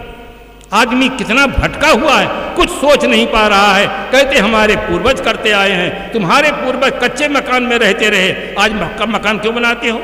तुम्हारे पूर्वजों के पास मोबाइल नहीं था, आज मोबाइल का प्रयोग क्यों करते हो? तुम्हारे पूर्वजों के पास आधुनिक युग के साधन नहीं थे, तुम क्यों करते हो? हर चीज में परंपरा को छोड़ दिए हैं और जीवन के संबंध में परंपरा को ढोते हो। आज बुद्धि की जरूरत है, निर्भ्रांत बोध की जरूरत है। न मालूम कितने प्राणियों की हत्या हो रही है, कितना आदमी दुर्व्यसन कर रहा है। हमारे देश का अरबों रुपया रोज बेकार चला जा रहा है। तंबाकू से लेकर हीरोइन तक नशा फैला हुआ है। कौन कर रहा है? आदमी कर रहा है, बुद्धिजीवी कर रहा है। और जिनका स्टैंडर्ड ऊंचा है वो लोग ज्यादा करते हैं, जिनका स्टैंडर्ड नीचा है वो लोग बीड़ी पीते हैं, और जिनका स्टैंडर्ड ऊंचा है वो लोग सिगरेट पीते हैं। क्योंकि उनका स्टैंडर्ड ऊंचा है, डॉक्टर है, कलेक्टर है, बजिस्टर है, मिनिस्टर है, ये बीड़ी नहीं पिएंगे, या तो पिएंगे ही नहीं, और पिएंगे तो ऊंची चीज पिएंगे, सिगरेट पिएंगे। बीड़ी पीना तौहीनी, बीड़ी नहीं पी सकते। जिनका स्टैंडर्ड नीचा है वो लोग चाय पीते हैं, और जिनका स्टैंडर्ड ऊंचा है वो लोग ब्रांडी पीते हैं। स्टैंडर्ड हमारा ऊंचा रहे, इसकी तरफ आदमी का ध्यान बहुत गया है। स्टैंडर्ड ऑफ लाइफ, हमारे जीने का तरीका ऊंचा रहे, इसकी तरफ आदमी का ध्यान नहीं गया। इसलिए आज आवश्यकता है निर्भ्रांत बोध की। निर्भ्रांत अगर आदमी को बोध हो जाए तो आदमी कोई व्यसन नहीं कर सकता है, कोई गलत काम नहीं कर सकता है। क्यों? निर्भ्रांत बोध होगा तो उसका जीवन पवित्र, ये उसका प्रमाण पत्र है। अभी अगर किसी की घड़ी बता दे कि 5 बजा है, तो हर घड़ी वाले जान जाएंगे कि घड़ी बिगड़ गई है। इस समय 7:05 हुआ। घड़ी बिगड़ जाती हमें पता चलता है, स्वास्थ्य बिगड़ जाता है हमें पता चलता है, मकान बिगड़ जाता है पता चलता है, रेडियो टेलीविजन मोबाइल बिगड़ जाता है पता चलता है। किंतु आदमी की बुद्धि बिगड़ जाए तो पता ही नहीं चलता। अब कोई आदमी बता दे, किसी आदमी को तम्बाकू रगड़ते देख ले, सिगरेट पीते देख ले, शराब पीते देख ले, और कृपा करके बता दे कि श्रीमान जी आपकी बुद्धि बिगड़ गई है, आप अपनी बुद्धि की रिपेयरिंग किसी महात्मा से कराइए। इतना सुनते हुए आदमी परशुराम का बड़ा भाई हो जाए, एकदम नाराज हो जाएगी, मेरी बुद्धि बिगड़ी है। मैं इतना बड़ा सेठ, इतना बड़ा प्रोफेसर, इतना बड़ा बैरिस्टर, इतना बड़ा मिनिस्टर, मेरी बुद्धि बिगड़ी। अब बुद्धि बिगड़ी नहीं तो आप सिगरेट कहाँ से पी रहे हैं, भ्रष्टाचार कहाँ से कर रहे हैं? आदमी के अंदर इतना हम भरा हुआ है कि दुनिया में अकल 2 हैं, नहीं तीसरे की गम, आधे में सब बसे 1.5 में हम। आदमी के अंदर इतना हम भरा हुआ है, पूरी दुनिया में 2 अकल है, 1.5 अकल हमारे पास है। पीते सिगरेट है, पीते शराब है, करते भ्रष्टाचार है, फिर भी मानते हैं सबसे बड़े माइंडेड हम ही। जब तक आदमी की बुद्धि की रिपेयरिंग नहीं होगी तब तक आदमी का जीवन सुंदर नहीं हो सकता है। और कुछ हो सकता है, उसका मकान सुंदर हो सकता है, उसकी गाड़ी सुंदर हो सकती है, उसके और कोई साधन सुंदर हो सकते हैं, कि जीवन सुंदर नहीं हो सकता है जब तक बुद्धि की रिपेयरिंग नहीं हो। कर्म का मूल स्रोत बाहर नहीं बंधुओं, कर्म का मूल स्रोत भीतर। एक आदमी सज्जन है, एक आदमी दुर्जन है, दोनों के पास हाथ एक समान है, आंख है, पैर है, फिर अंतर क्यों है? एक आदमी चोरी करता है तो एक आदमी दान करता है, एक आदमी सत्यपरायण है, एक आदमी झूठपरायण है। इसमें अंतर का कारण क्या है? क्यों ऐसा अंतर हो गया? इसका मूल कारण बाहर नहीं भीतर है। कुएं का पानी का स्रोत अगर मीठा होगा तो चाहे जितना जल निकालें सब मीठा निकलेगा। अगर स्रोत खारा होगा तो जितना पानी निकालेंगे सब स्रोत खारा, पानी खारा होगा। इसी प्रकार कर्म का स्रोत बाहर नहीं भीतर है। भीतर की आदमी की स्थिति जब ठीक होगी तब उसका जीवन अच्छा होगा। भीतर की स्थिति ठीक नहीं होगी तो जीवन अच्छा नहीं हो सकता है। सत्संग हो रहा है, ऐसा लगता है कि यहाँ कोई व्यक्ति व्यसन नहीं करता है, किंतु सत्संग समाप्त हो जाए, घेरा से बाहर निकलेंगे तब अपनी असली स्वरूप में आ जाएंगे। कोई कहेगा यार बहुत देर तक होकर रगड़ो ना, कुछ थोड़ा दो। कोई सोचेगा यार कुछ पिलाओ, तब अपने असली स्वरूप में आ जाएंगे। अगर भीतर बदल जाए, सत्संग से निर्भ्रांत बोध हो जाए कि इन चीज़ों से सुख नहीं मिलता, हमारा जीवन पराधीन हो जाता है, हम विवश हो जाते हैं, लाचार हो जाते हैं। इसलिए इसको छूना नहीं चाहिए। तो चाहे आप घर में रहें, चाहे दुकान में रहें, चाहे ऑफिस में रहें, कहीं आप छू नहीं सकते हैं। अगर कोई फ्री में दे तो भी आप नहीं ले सकते हैं। परंतु ये कब सौभाग्य मिलेगा? जब भीतर बदलेगा तब। सत्संग के माध्यम से आदमी के जीवन में भीतर परिवर्तन होता है, उसकी मान्यताओं में परिवर्तन होता है, उसको निर्भ्रांत बोध हो जाता है, तब उसका जीवन बदल जाता है। इसलिए निर्भ्रांत बोध की आज बहुत आवश्यकता है। इसकी तरफ ध्यान जाना चाहिए कि हम क्यों भटक रहे हैं, सुख के पीछे सुख क्या है ये पता ही नहीं। एक आदमी था, गर्मी के दिन में उसके घर में मेहमान आ गए, तुरंत नींबू का शरबत और पंखा चालू किया। वो मेहमान जब कंठ सूखा था और कंठ तृप्त हुआ, पसीना से लथपथ था, शांत हो गया, बहुत प्रशंसा किया कि आप बहुत सज्जन आदमी हैं, बहुत अच्छे आदमी हैं, मेरे बहुत तकलीफ थी, कंठ सूख रहा था, आप नींबू का शरबत बना कर दिए, पंखा चालू किए, बहुत अच्छे, बहुत प्रशंसा किया। घर मालिक समझ गया कि घर में कोई मेहमान आए तो नींबू का शरबत देना चाहिए, पंखा चालू करना चाहिए। गर्मी का दिन बीत गया, बरसात का दिन बीत गया, कोई मेहमान आया नहीं। दिसंबर का महीना, कड़ाके की ठंडी, सायंकाल का समय, देखकर मेहमान को नमस्कार किया, खूब खुश हुआ कि बहुत दिन के बाद आज सेवा करने का अवसर मिला। तुरंत नींबू का शरबत बना करके दिया, पंखा चालू कर। वो तो ठंडी से वैसे परेशान थे, कांप रहा था, वो कुछ प्रशंसा ही नहीं करता है। घर मालिक समझता, लगता ये पागल आदमी है। अरे एक व्यक्ति को मैंने नींबू का शरबत बना के दिया, पंखा चालू किया, इतनी प्रशंसा किया, ये तो कुछ बोलता ही नहीं। घर मालिक से रहा नहीं गया, उसने कहा ये बताइए शरबत में मीठा बराबर था कि नहीं? कहा शरबत की ही कोई जरूरत नहीं, मैं तो ठंडी से वैसे कांप रहा था, आप शरबत बनाए क्यों? मुझे शरबत की कोई जरूरत नहीं थी। घर मालिक को पक्का विश्वास हो गया कि ये आदमी सही नहीं। अब उस आने वाले व्यक्ति को विश्वास हुआ कि घर मालिक सही नहीं, इसका दिमाग का इसको ढीला। ठंडी का दिन था, सायंकाल का समय था, मेहमान आ गए। रात्रि में मेहमान जब सोने का समय हुआ, सचमुच संपन्न आदमी थे, 2 रजाई ओढ़ने को दिए। और सुबह जब वो आदमी जागा, बहुत प्रशंसा किया कि इतनी ठंडी थी कि एक रजाई से ठंडी नहीं जा सकती थी। आप बहुत संपन्न आदमी हैं, बहुत व्यवहार कुशल आदमी हैं, आप 2 रजाई दिए, बहुत आराम से सोया। घर मालिक समझ गया कि घर में कोई मेहमान आए तो 2 रजाई ओढ़ने देना चाहिए, बहुत सम्मान मिलेगा। ठंडी का दिन बीत गया, जेठ का महीना, कड़ाके की गर्मी पड़ रही थी। सायंकाल मेहमान पहुंच गए, खिलाए पिलाए, सोने का समय है, 2 रजाई ओढ़ने दे दी। कहा इसको क्या करेंगे? कहा इसको ओढ़िए, इसमें बहुत मजा है। उसने कहा ये रखिए, इसको तो मेरा दुख बढ़ जाएगा। बंधुओं आप सोचिए कि अगर रजाई में सुख है तो गर्मी में ओढ़ के देख लीजिए रजाई में कितना सुख है। रजाई में कुछ भी सुख नहीं है, ठंडी लगती है इसलिए रजाई अच्छी लगती है, रजाई में कोई सुख नहीं है। आप प्रयोग करके देख लीजिए। एक शायर लिखता है, लज्जत कुछ भी नहीं, लज्जत कुछ भी नहीं, फिर भी दुनिया जान देती है, खुदा बंदा मोहब्बत में मजा होता तो क्या होता। जिन पदार्थों में आदमी आसक्त होकर अपना जीवन बर्बाद कर रहा है, कभी तो आप सोचे बुद्धिजीवी हैं, उनमें क्या सार है। आप लौकी छीलते हैं, हमारे यहाँ लौकी कहते हैं, गुजरात में उसको दूधी कहते हैं। लौकी को आप सब्जी जब बनाते हैं तो उसका छिलका निकालते कि नहीं निकालते? छिलका निकाल देते हैं, फिर धो देते हैं। लौकी कितनी सुंदर लगती है और उसकी सब्जी स्वास्थ्य के लिए बहुत उपयोगी होती है, और लौकी का रस वो भी बहुत उपयोगी होता है। लौकी को छील कर धो देते हैं, लौकी देखने में बहुत सुंदर लगती है। बंधुओं कभी आप सोचे? नहीं सोचे होंगे। इसीलिए गुरुजनों की, संतों की बहुत जरूरत है। शरीर को भी छीलिए एक बार, इसमें भी जो ऊपर लगा हुआ है इसको भी छील दीजिए, फिर देखिए शरीर कितना सुंदर दिखाई देता है। त्वचा को आप जैसे छीलेंगे तो अंदर क्या दिखाई देगा?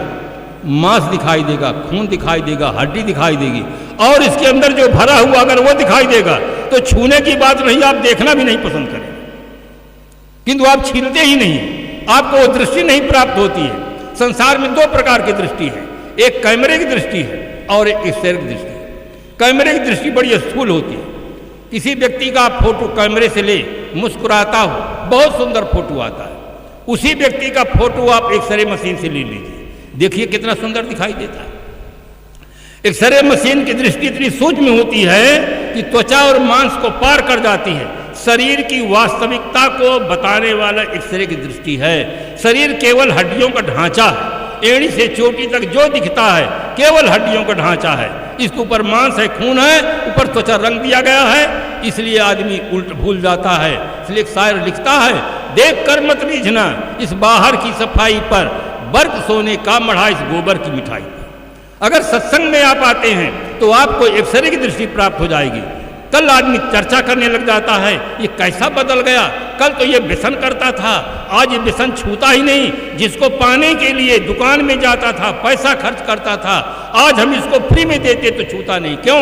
उसकी दृष्टि बदल गई, वो वास्तविकता को उसको बोध हो गया। नजरें बदली, तो नज़ारे बदल गए, और किश्ती ने रुख बदला तो किनारे बदल गए। थोड़े से परिवर्तन में बहुत बड़ा परिवर्तन निहित होता है। आप टेलीविज़न देखते हैं, थोड़ा सा घुमा देते हैं, संगीत के स्थान पर समाचार आने लगते हैं। आज आदमी जल का, कल का, नल का घुमाना तो जाना है, किंतु अपने मन को संसार से अपनी ओर घुमाना नहीं जाना है, जो निकटतम। हमारे पूर्वजों ने लिखा, मन एव मनुष्याणाम कारणम बंध मोक्ष हो। बंधन और मोक्ष का कारण मन है। जिज्ञासु प्रश्न उठाता है कि मन एक का कारण हो सकता है, विरोधी तत्वों का कारण नहीं हो सकता है। बंधन का कारण होगा तो मोक्ष का कारण नहीं हो सकता है। दोनों का कारण कैसे हो सकता है? समाधान है, थोड़ा सा आप सोचें। ताला को बंद करने का साधन चाबी है, और ताला को खोलने का साधन भी चाबी है। चाबी दोनों काम करती है, ताला को बंद भी करती है, ताला को खोलती भी है।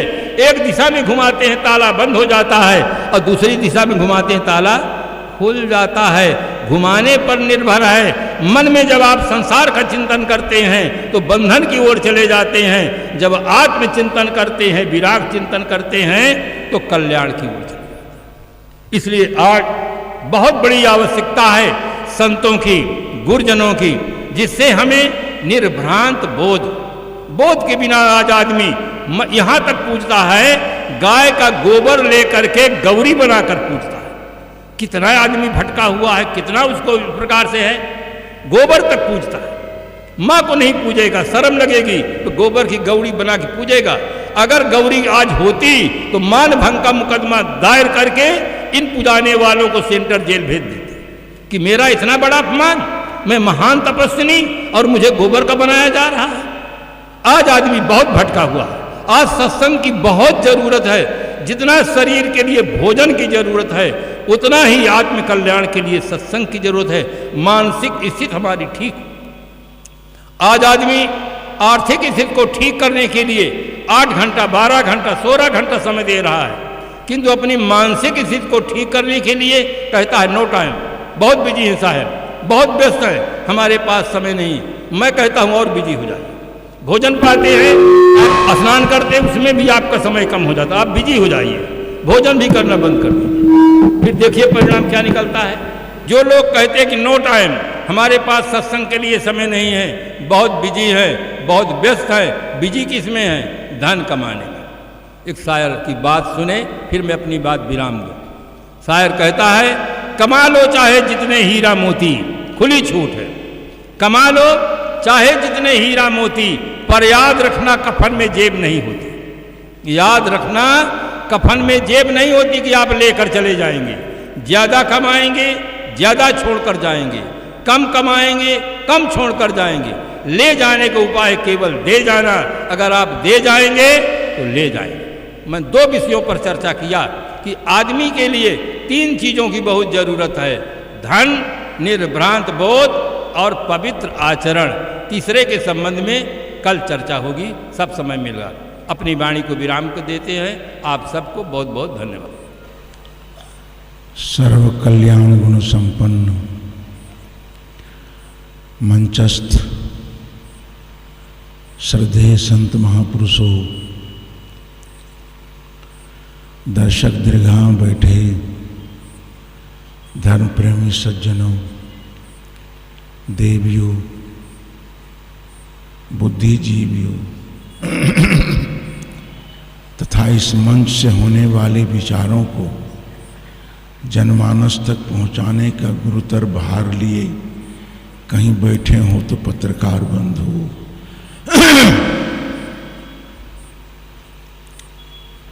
सदगुरु कबीर ने एक वाक्य कहा है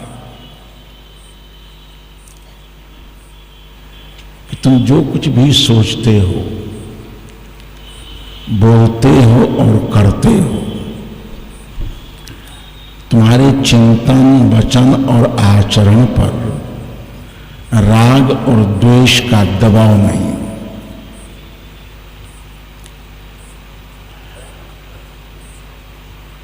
राग द्वेष निर्वार है।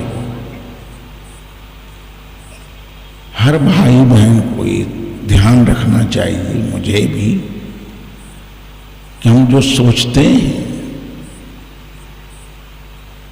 उस हमारे चिंतन पर राग और द्वेष का प्रभाव है कि नहीं। हम जो कुछ बोलते हैं उस पर राग द्वेष का प्रभाव है कि नहीं। जितने आचरण होते हैं मेरे द्वारा, ये आत्म परीक्षण की चीज है। सब लोगों को आत्म परीक्षण करना चाहिए।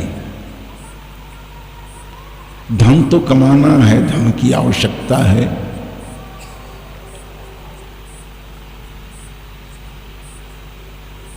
आज एक आदमी को मैंने देखा, बड़े गर्व के साथ जिनका नाम लिया गया, शरीर से जितना ही नाटा,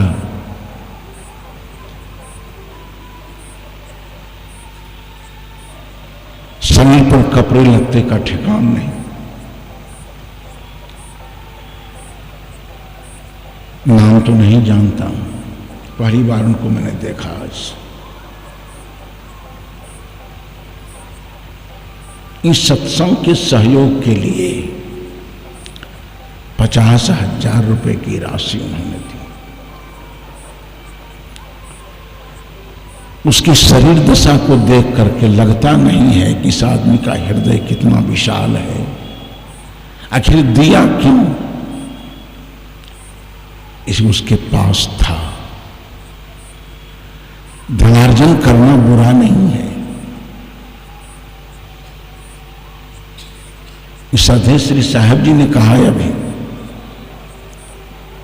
कि धनार्जन करके अगर आप देते हो तो आप ले जा सकते हो, दे करके ले जा सकते हो। ये बहुत बड़ी बात है। करोड़ों करोड़ों रखो तो तुम्हारे लिए नहीं है, उसको तुम लेकर जा नहीं सकते। उसमें से कुछ दे देते हो तो आपका साथ जाएगा।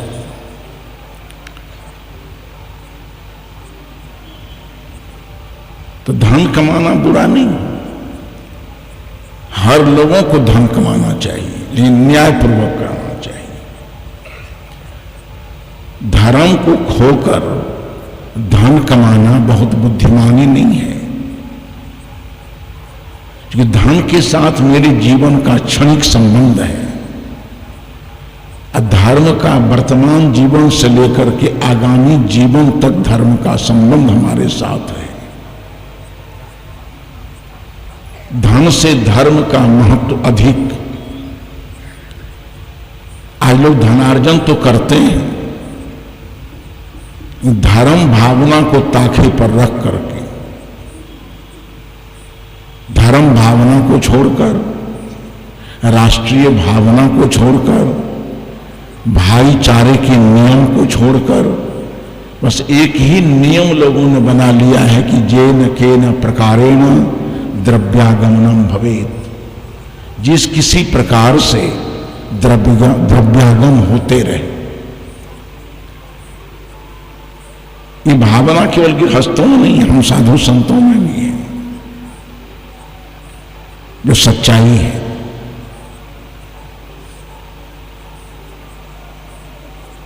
धन की शिकायत नहीं की जा सकती है। सदगुरु कबीर ऐसे विरक्तवर संत धन की आवश्यकता पर बल देते हुए कहते हैं कि द्रव्यहीन कैसन पुरुषार्थ। द्रव्य के बिना कुछ होता नहीं। आज इतना बड़ा पंडाल का वितान हुआ है, बिना पैसा से नहीं होगा। इतने लोग आस्थावान है इस सदगुरु कबीर मंदिर जीवनपुर के प्रति कि कल्पनातीत भीड़ उपस्थित हो जाती है। सारे लोगों के लिए भोजन, आवास व्यवस्थाएं होती हैं। वो सारी व्यवस्थाएं पैसे के द्वारा।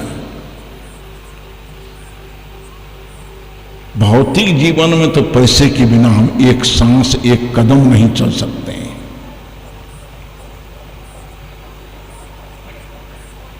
धनार्जन की दिशा में भी आलस नहीं करना चाहिए। धनार्जन खूब के लिए नैतिक आचरण से न्यायपूर्वक धन का संचय करे, संग्रह करे। जितना अधिक से अधिक हो, परोपकाराय स्थान विभूतयः सताम सज्जनानां विभूतयः परोपकाराय भवन्ति। सज्जनों के जो ऐश्वर्य हैं वो परोपकार के लिए है। ये सारे कर्म होते रहने चाहिए। न्याय को सर्वदा साथ रखे, धर्म को सर्वदा साथ रखे। मेरा जो वर्तमान विषय है, जो मैं निवेदन करना चाह रहा था, वो ये कि हमारे चिंतन पर, वचन पर, आचरण पर राग और द्वेष का प्रभाव नहीं।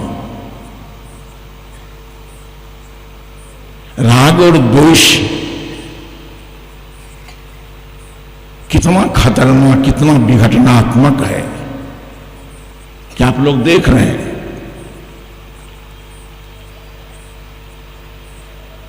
मठ के अंदर नहीं जगह रहते हुए, मठ के बाहर नहीं, जहां अभी हो रहा है, इस जगह के लिए, कार्यक्रम के लिए भी बाधा के काले बादल मर्रा रहे थे।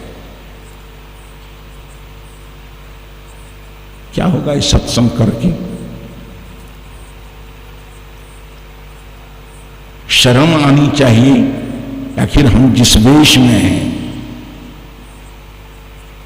जिस आदर्श को लिए चल रहे हैं, ये सब काम करना, करवाना उचित है क्या? ये सारे लोग राग और द्वेष की भट्ठी में झुलस रहे हैं।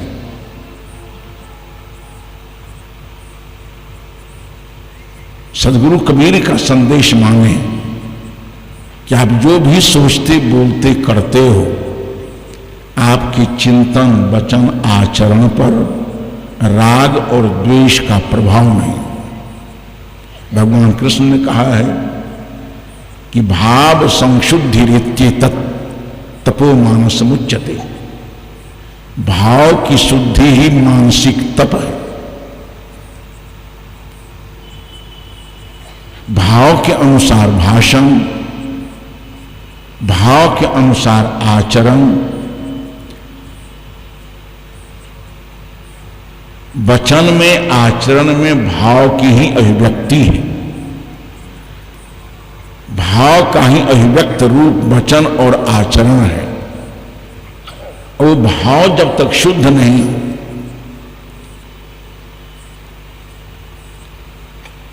तब तक हमारे चिंतन, वचन, आचरण प्रदूषित होते रहेंगे।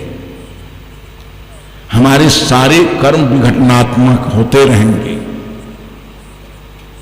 इसी सदगुरु कबीर का संविधान सूत्र अपने जीवन शोधन के लिए, खासकर अपने जीवन के कल्याण के लिए, सदगुरु कबीर साहब के संविधान का यह सूत्र कि राग द्वेष निर्वारे, हर वक्त निरीक्षण करते रहो। जिस समय कुछ सोचो, जिस समय कुछ बोलो, जिस समय कुछ करो, एक बार आत्मनिरीक्षण कर लिया करो, मानसिक स्थिति का अध्ययन कर लिया करो। कि हम कुछ सोचते हैं तो वो राग द्वेष से प्रेरित नहीं है। हम जो कुछ भी बोलते हैं उस पर राग द्वेष का प्रभाव तो नहीं है। आत्मशोधन का ये सबसे बड़ा तरीका है। हर आदमी को आत्मशोधन करना चाहिए। हम लोग भजन करते हैं। भजन क्या है? ये गाना बजाना केवल भजन नहीं है। भजन का मतलब ही होता है आत्मशोधन। जैसे गोस्वामी तुलसी रामचरितमानस में कहा कि कृषि निरावही चतुर किसाना रामचरितमानस के वर्षा ऋतु के प्रकरण में राम जी लखनलाल जी से निर्देश करते हैं कि लखनलाल देखो, खेतों में धान की फसल लगी है, ये चतुर किसान लोग उसकी निराई करते हैं। फसल के अगल बगल में जो विजातीय घासें उगाई हैं, उन घासों को निकालकर बाहर करता है। क्यों? जिस नमी को लेकर के फसल आगे बढ़ेगी, पल्लवित पुष्पित फलित होगी, उसी नमी का, उसी शक्ति का अपहरण घास कर लेती है। इसलिए किसान को चतुर कहा गया। ये किसान लोग बड़े चतुर हैं कि फसल के विरोधी घासों को निकालकर खेत में से बाहर कर रहे हैं। एक निगाह प्रकृति की तरफ, एक निगाह पुरुष की तरफ। बड़ा अच्छा प्रसंग है रामचरितमानस में वर्षा ऋतु का। राम जी कहते हैं, कृषि निरावहि चतुर किसान जथा, कृषि निरावहि चतुर किसाना जिमि बुध तजहि मोह मद नाना। हमारे जीवन में जो कल्याण की फसल लगनी है, जिस कल्याण की फसल लगाने के लिए हम लोग सत्संग में बैठे हुए हैं, ध्यान में बैठते हैं, चिंतन में बैठते हैं, चाहे सारे परोपकार के काम करते हैं, उसमें राग और द्वेष, अहंकार सब विजातीय घास की तरह है। जिन बुध तजहि मोह मद नाना। जिस प्रकार से ज्ञानी लोग, विवेकी साधक लोग अपने जीवन के अगल बगल से जितने विजातीय तत्व हैं, उस क्रोध को, लोभ को, मोह को, मद को, राग को, द्वेष को, सबको निरंतर निकालते रहते हैं। इसका नाम भजन है। भजन है आत्मशोधन। भजन भारतीय अध्यात्म परंपरा में बड़ा प्यारा शब्द है। सदगुरु कबीरदेव स्वयं कहते हैं, भजन बिना नर बावरे तेने हीरा जन्म गंवायो। ए बावरे लोग, भजन को छोड़ करके भोग परायण होते जा रहे हो।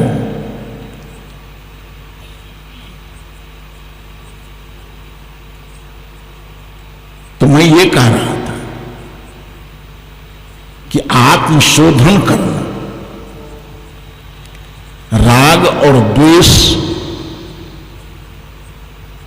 हमारा मानसिक धरातल बिल्कुल मुक्त रहे। आज बहुत द्वेष है, बहुत ईर्ष्या है।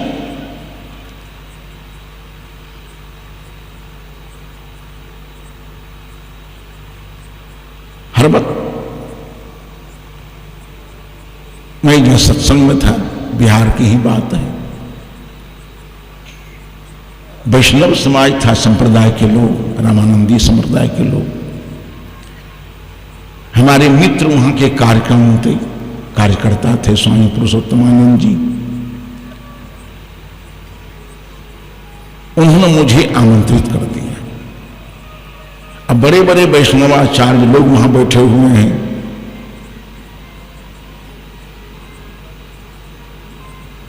जब मुझे उन लोगों ने देखा तो पुरुषोत्तमानंद जी से कहते हैं, इनको निमंत्रण कैसे दे दिया है? हाँ, उसने कहा क्यों? कहा तुमको पता नहीं है कबीरपंथी है, किधर कुल्हाड़ी चलेगी उसकी आज, किसको काटेगा, किसको छांटेगा।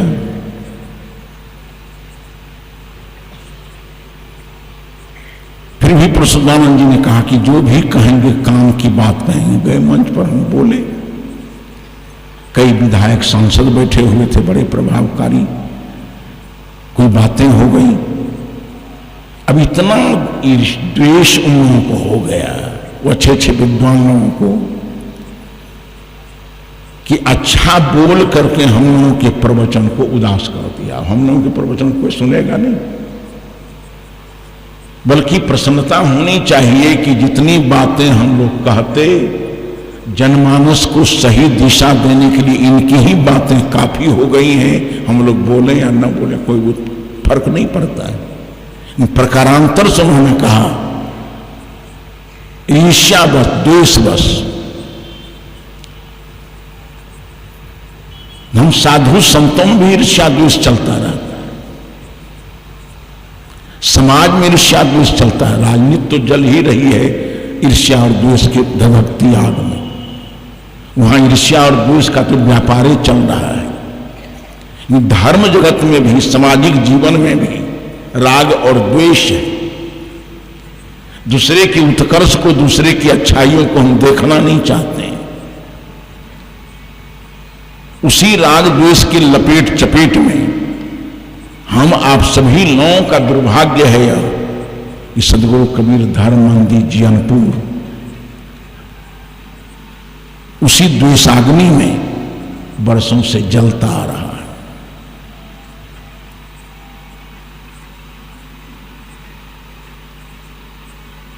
वर्तमान अध्यक्ष परम श्रद्धेय संत श्री परीक्षा साहिब जी जिस निष्ठा से काम कर रहे हैं, इनके जीवन को भी लोग निहारे ठीक से, तो कोई अपराधी विचार इनके अंदर नहीं है। बड़े बड़े जाल फरे, ईर्ष्या द्वेष रचे जा रहे हैं, सब झूठे। जितने जाल फरे होते हैं सब झूठे, द्वेष बस, ईर्ष्या बस।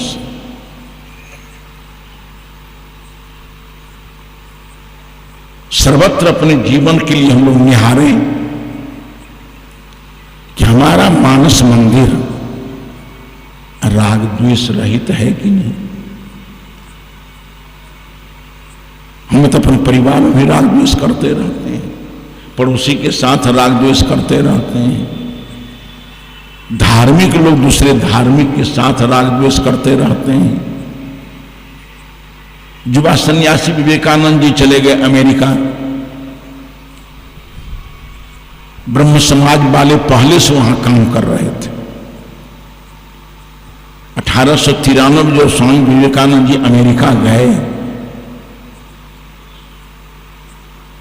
इनके प्रवचनों से लोग इतने प्रभावित हुए कि ब्रह्म समाज वाले को द्वेष, इनसे ईर्ष्या करने लगे। एक बार एक बहन ने इनको आमंत्रित किया अपने यहां। ब्रह्म समाज वाले ने जाकर के उससे कहा कि किसको तुम निमंत्रण दिए हो, जितना सम्मान तुम उसको दे रहे हो भारत में इसका सम्मान उतना नहीं है, बल्कि प्रकारांतर से समझो तो भारत से निष्कासित व्यक्ति है। उनके चरित्र को नहीं जानने के कारण कुछ भ्रम तो लोगों के पास हो गया। कहा तो हम निमंत्रण दे दिए हैं, करें क्या। ब्रह्म समाज वाले ने कहा कितने बजे, कहा 12 बजे, कहा कि सब खिड़की की बारी बंद कर लेना, फाटक बंद कर लेना। विवेकानंद जी गए उसके घर में, देखा दरवाजा बंद है, खिड़की चौखट के बारी सब बंद है। लौट गए। एक आदमी ने पूछा कि स्वामी तुरंत गए, लौट क्यों गए। कहा मुझे बुलाया था, मैं गया, हमारी आवश्यकता नहीं पड़ी होगी तो मैं लौट गया, कोई बात नहीं है इसमें, हमारी आवश्यकता नहीं होगी। धीरे धीरे इनकी सच्चाई का जब प्रचार अमेरिका में होने लगा, ठीक ढंग से स्वामी विवेकानंद जी को समझ लिया वहां के लोगों ने, तो ब्रह्म समाज वाले से कहा कि अगर ये विवेकानंद जी भारत से निष्कासित है तो लोग अमेरिका से निष्कासित हो। जो अपने ही परिवार के लोगों की अच्छाई को देख नहीं सकता है, जिस बंग प्रदेश का तुम ब्रह्म समाज वाले हो, उसी बंग प्रदेश के स्वामी विवेकानंद जी हैं। अपने ही प्रदेश के, अपने ही देश के, अपने ही समाज के लोगों की अच्छाई को जो बर्दाश्त नहीं करता है, इतनी ईर्ष्या, इतना द्वेष तुम लोगों के पास है, तो अमेरिका की भलाई तुम लोग सोचोगे, तुमसे अमेरिका की भलाई होगी, हम लोगों को संदेह है। इसलिए तुम जितना शीघ्र हो सके बढ़िया वस्त्र बांधो यहां से।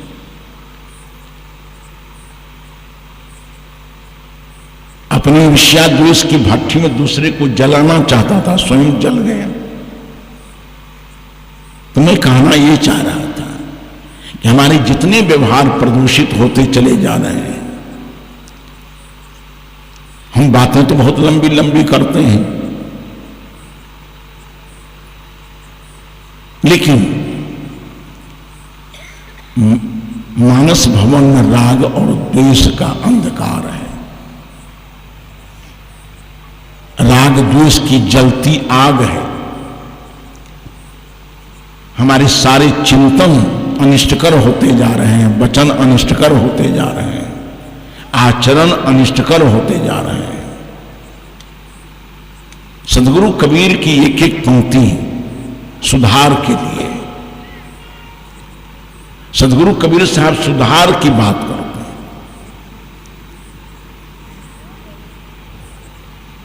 बहिष्कार, ये तो संत परंपरा ही बहिष्कार की परंपरा नहीं है, संहार की परंपरा नहीं है। भारतीय परंपरा में दो चीजें हैं, एक संहारवादी परंपरा है, एक सुधारवादी परंपरा है।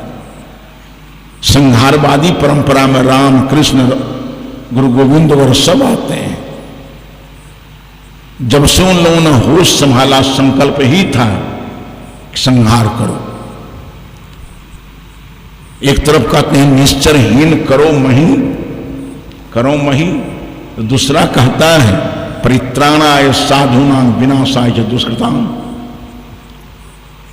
साधूनां परित्राणाय और दुष्कृतां विनाशाय।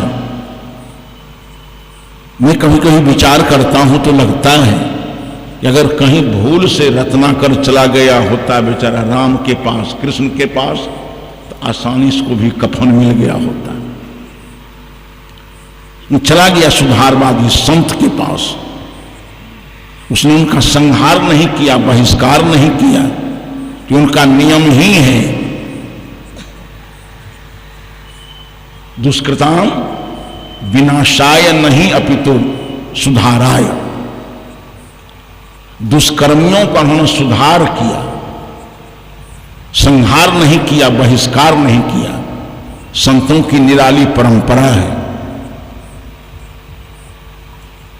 संत किसी से द्वेष नहीं करते, ईर्ष्या नहीं करते, दुष्टों को भी आत्मसात करते हैं, अपराधियों को भी आत्मसात करते हैं। सदगुरु कबीर साहब की पंक्ति ही है कि बिगड़ल विमल बनाई, सदगुरु बिगड़ल विमल बनाई। बिगड़े हुए लोग संतों की शरण में आते हैं और सही होकर लौट जाते हैं। ये सुधारवादी परंपरा संतों की। बुद्ध, महावीर, कबीर, गुरु नानक जी, संत कबीर साहब आदि संतों ने जीवन पर्यंत सुधार किया है, किसी का बहिष्कार नहीं किया। दुष्कर्म से तो उन्होंने घृणा की, दुष्कर्मियों से घृणा नहीं की। उनके जीवन में कहीं राग नहीं, कहीं द्वेष नहीं। बाइबल में एक पंक्ति आई है कि एक महिला थी क्रिश्चियन, उसने बाइबल में एक लाइन लगा दी तो लोगों को बड़ा दुख लगा कि धर्म ग्रंथ में तुमने लाइन क्यों लगा दिया, रेखा क्यों बना दी। कहा ये पंक्ति मेरे जीवन के अनुकूल नहीं है। कहा क्यों? कहा इसमें लिखा हुआ है दुष्टों से घृणा करो। हमारे जीवन की घृणा और द्वेष, ईर्ष्या सब विसर्जित हो गए। अब सज्जन आवे तब दुर्जन आवे, हम किसी से घृणा नहीं कर सकते हैं। हम सबसे प्यार, सबसे स्नेह, सबको आत्मसात करते हैं।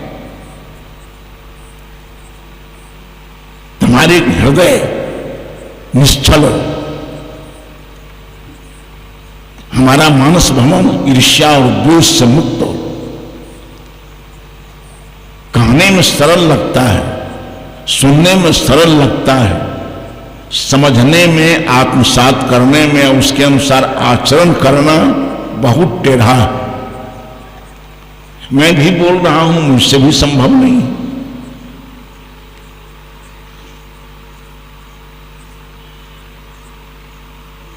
राग द्वेष राहित्येन अंतः शुद्धि, हमारे मनीषी कहते हैं कि जल मृतिकाभ्याम बाह्य शुद्धि, जल और मिट्टी से बाहर की शुद्धि होती है।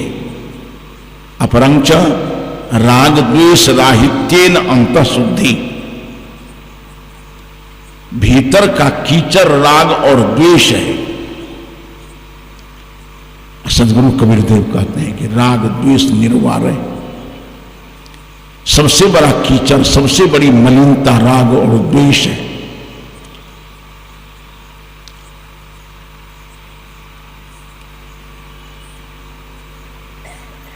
आज मेरा स्वास्थ्य अनुकूल नहीं था। मैंने निवेदन किया अध्यक्ष साहब श्री परीक्षा साहब जी से, इस सत्र में मुझे माफ कर दिया जाए, शारीरिक स्थिति ठीक नहीं है। उन्होंने कहा चलिए वहां बैठिएगा, थोड़ा समय श्री ज्ञान साहब जी बढ़ा देंगे। लेकिन आते आते ज्ञान बढ़ाएंगे क्या साहब जी, वहीं विराम ले लिए, जैसे हम आसन पकड़े वैसे पूर्ण विराम कर दिया। तो आज बोलने की हमारी शारीरिक स्थिति नहीं है, साधन तो यही है। शरीर माध्यम खलु सर्व साधनों, शरीर के बिना न तो भोग हो सकता है, न शरीर के बिना योग हो सकता है, शरीर के बिना सेवा नहीं हो सकती, शरीर के बिना साधना नहीं हो सकती, शरीर के बिना प्रवचन नहीं हो सकता है, शरीर के बिना श्रवण भी नहीं हो सकता है।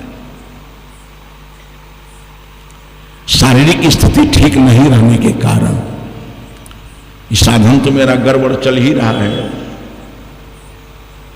कभी कभी लगता है कि यही 79 में पहुंचते पहुंचते श्री अभिलाष साहब जी ने हम लोगों को छोड़ा, और वही 79 में हम भी पहुंच गए। फिर उस संत गुरुजनों की कृपा से मैं स्वस्थ हूं, जाता आता हूं, बोलता हूं। आज थोड़ी सी गड़बड़ी हो गई है, लेकिन हमारी अर्जी, हमारा निवेदन माननीय अध्यक्ष साहब को स्वीकार नहीं हुआ। कहा चलना है, इनके डांट फटकार से हम बहुत डरते हैं।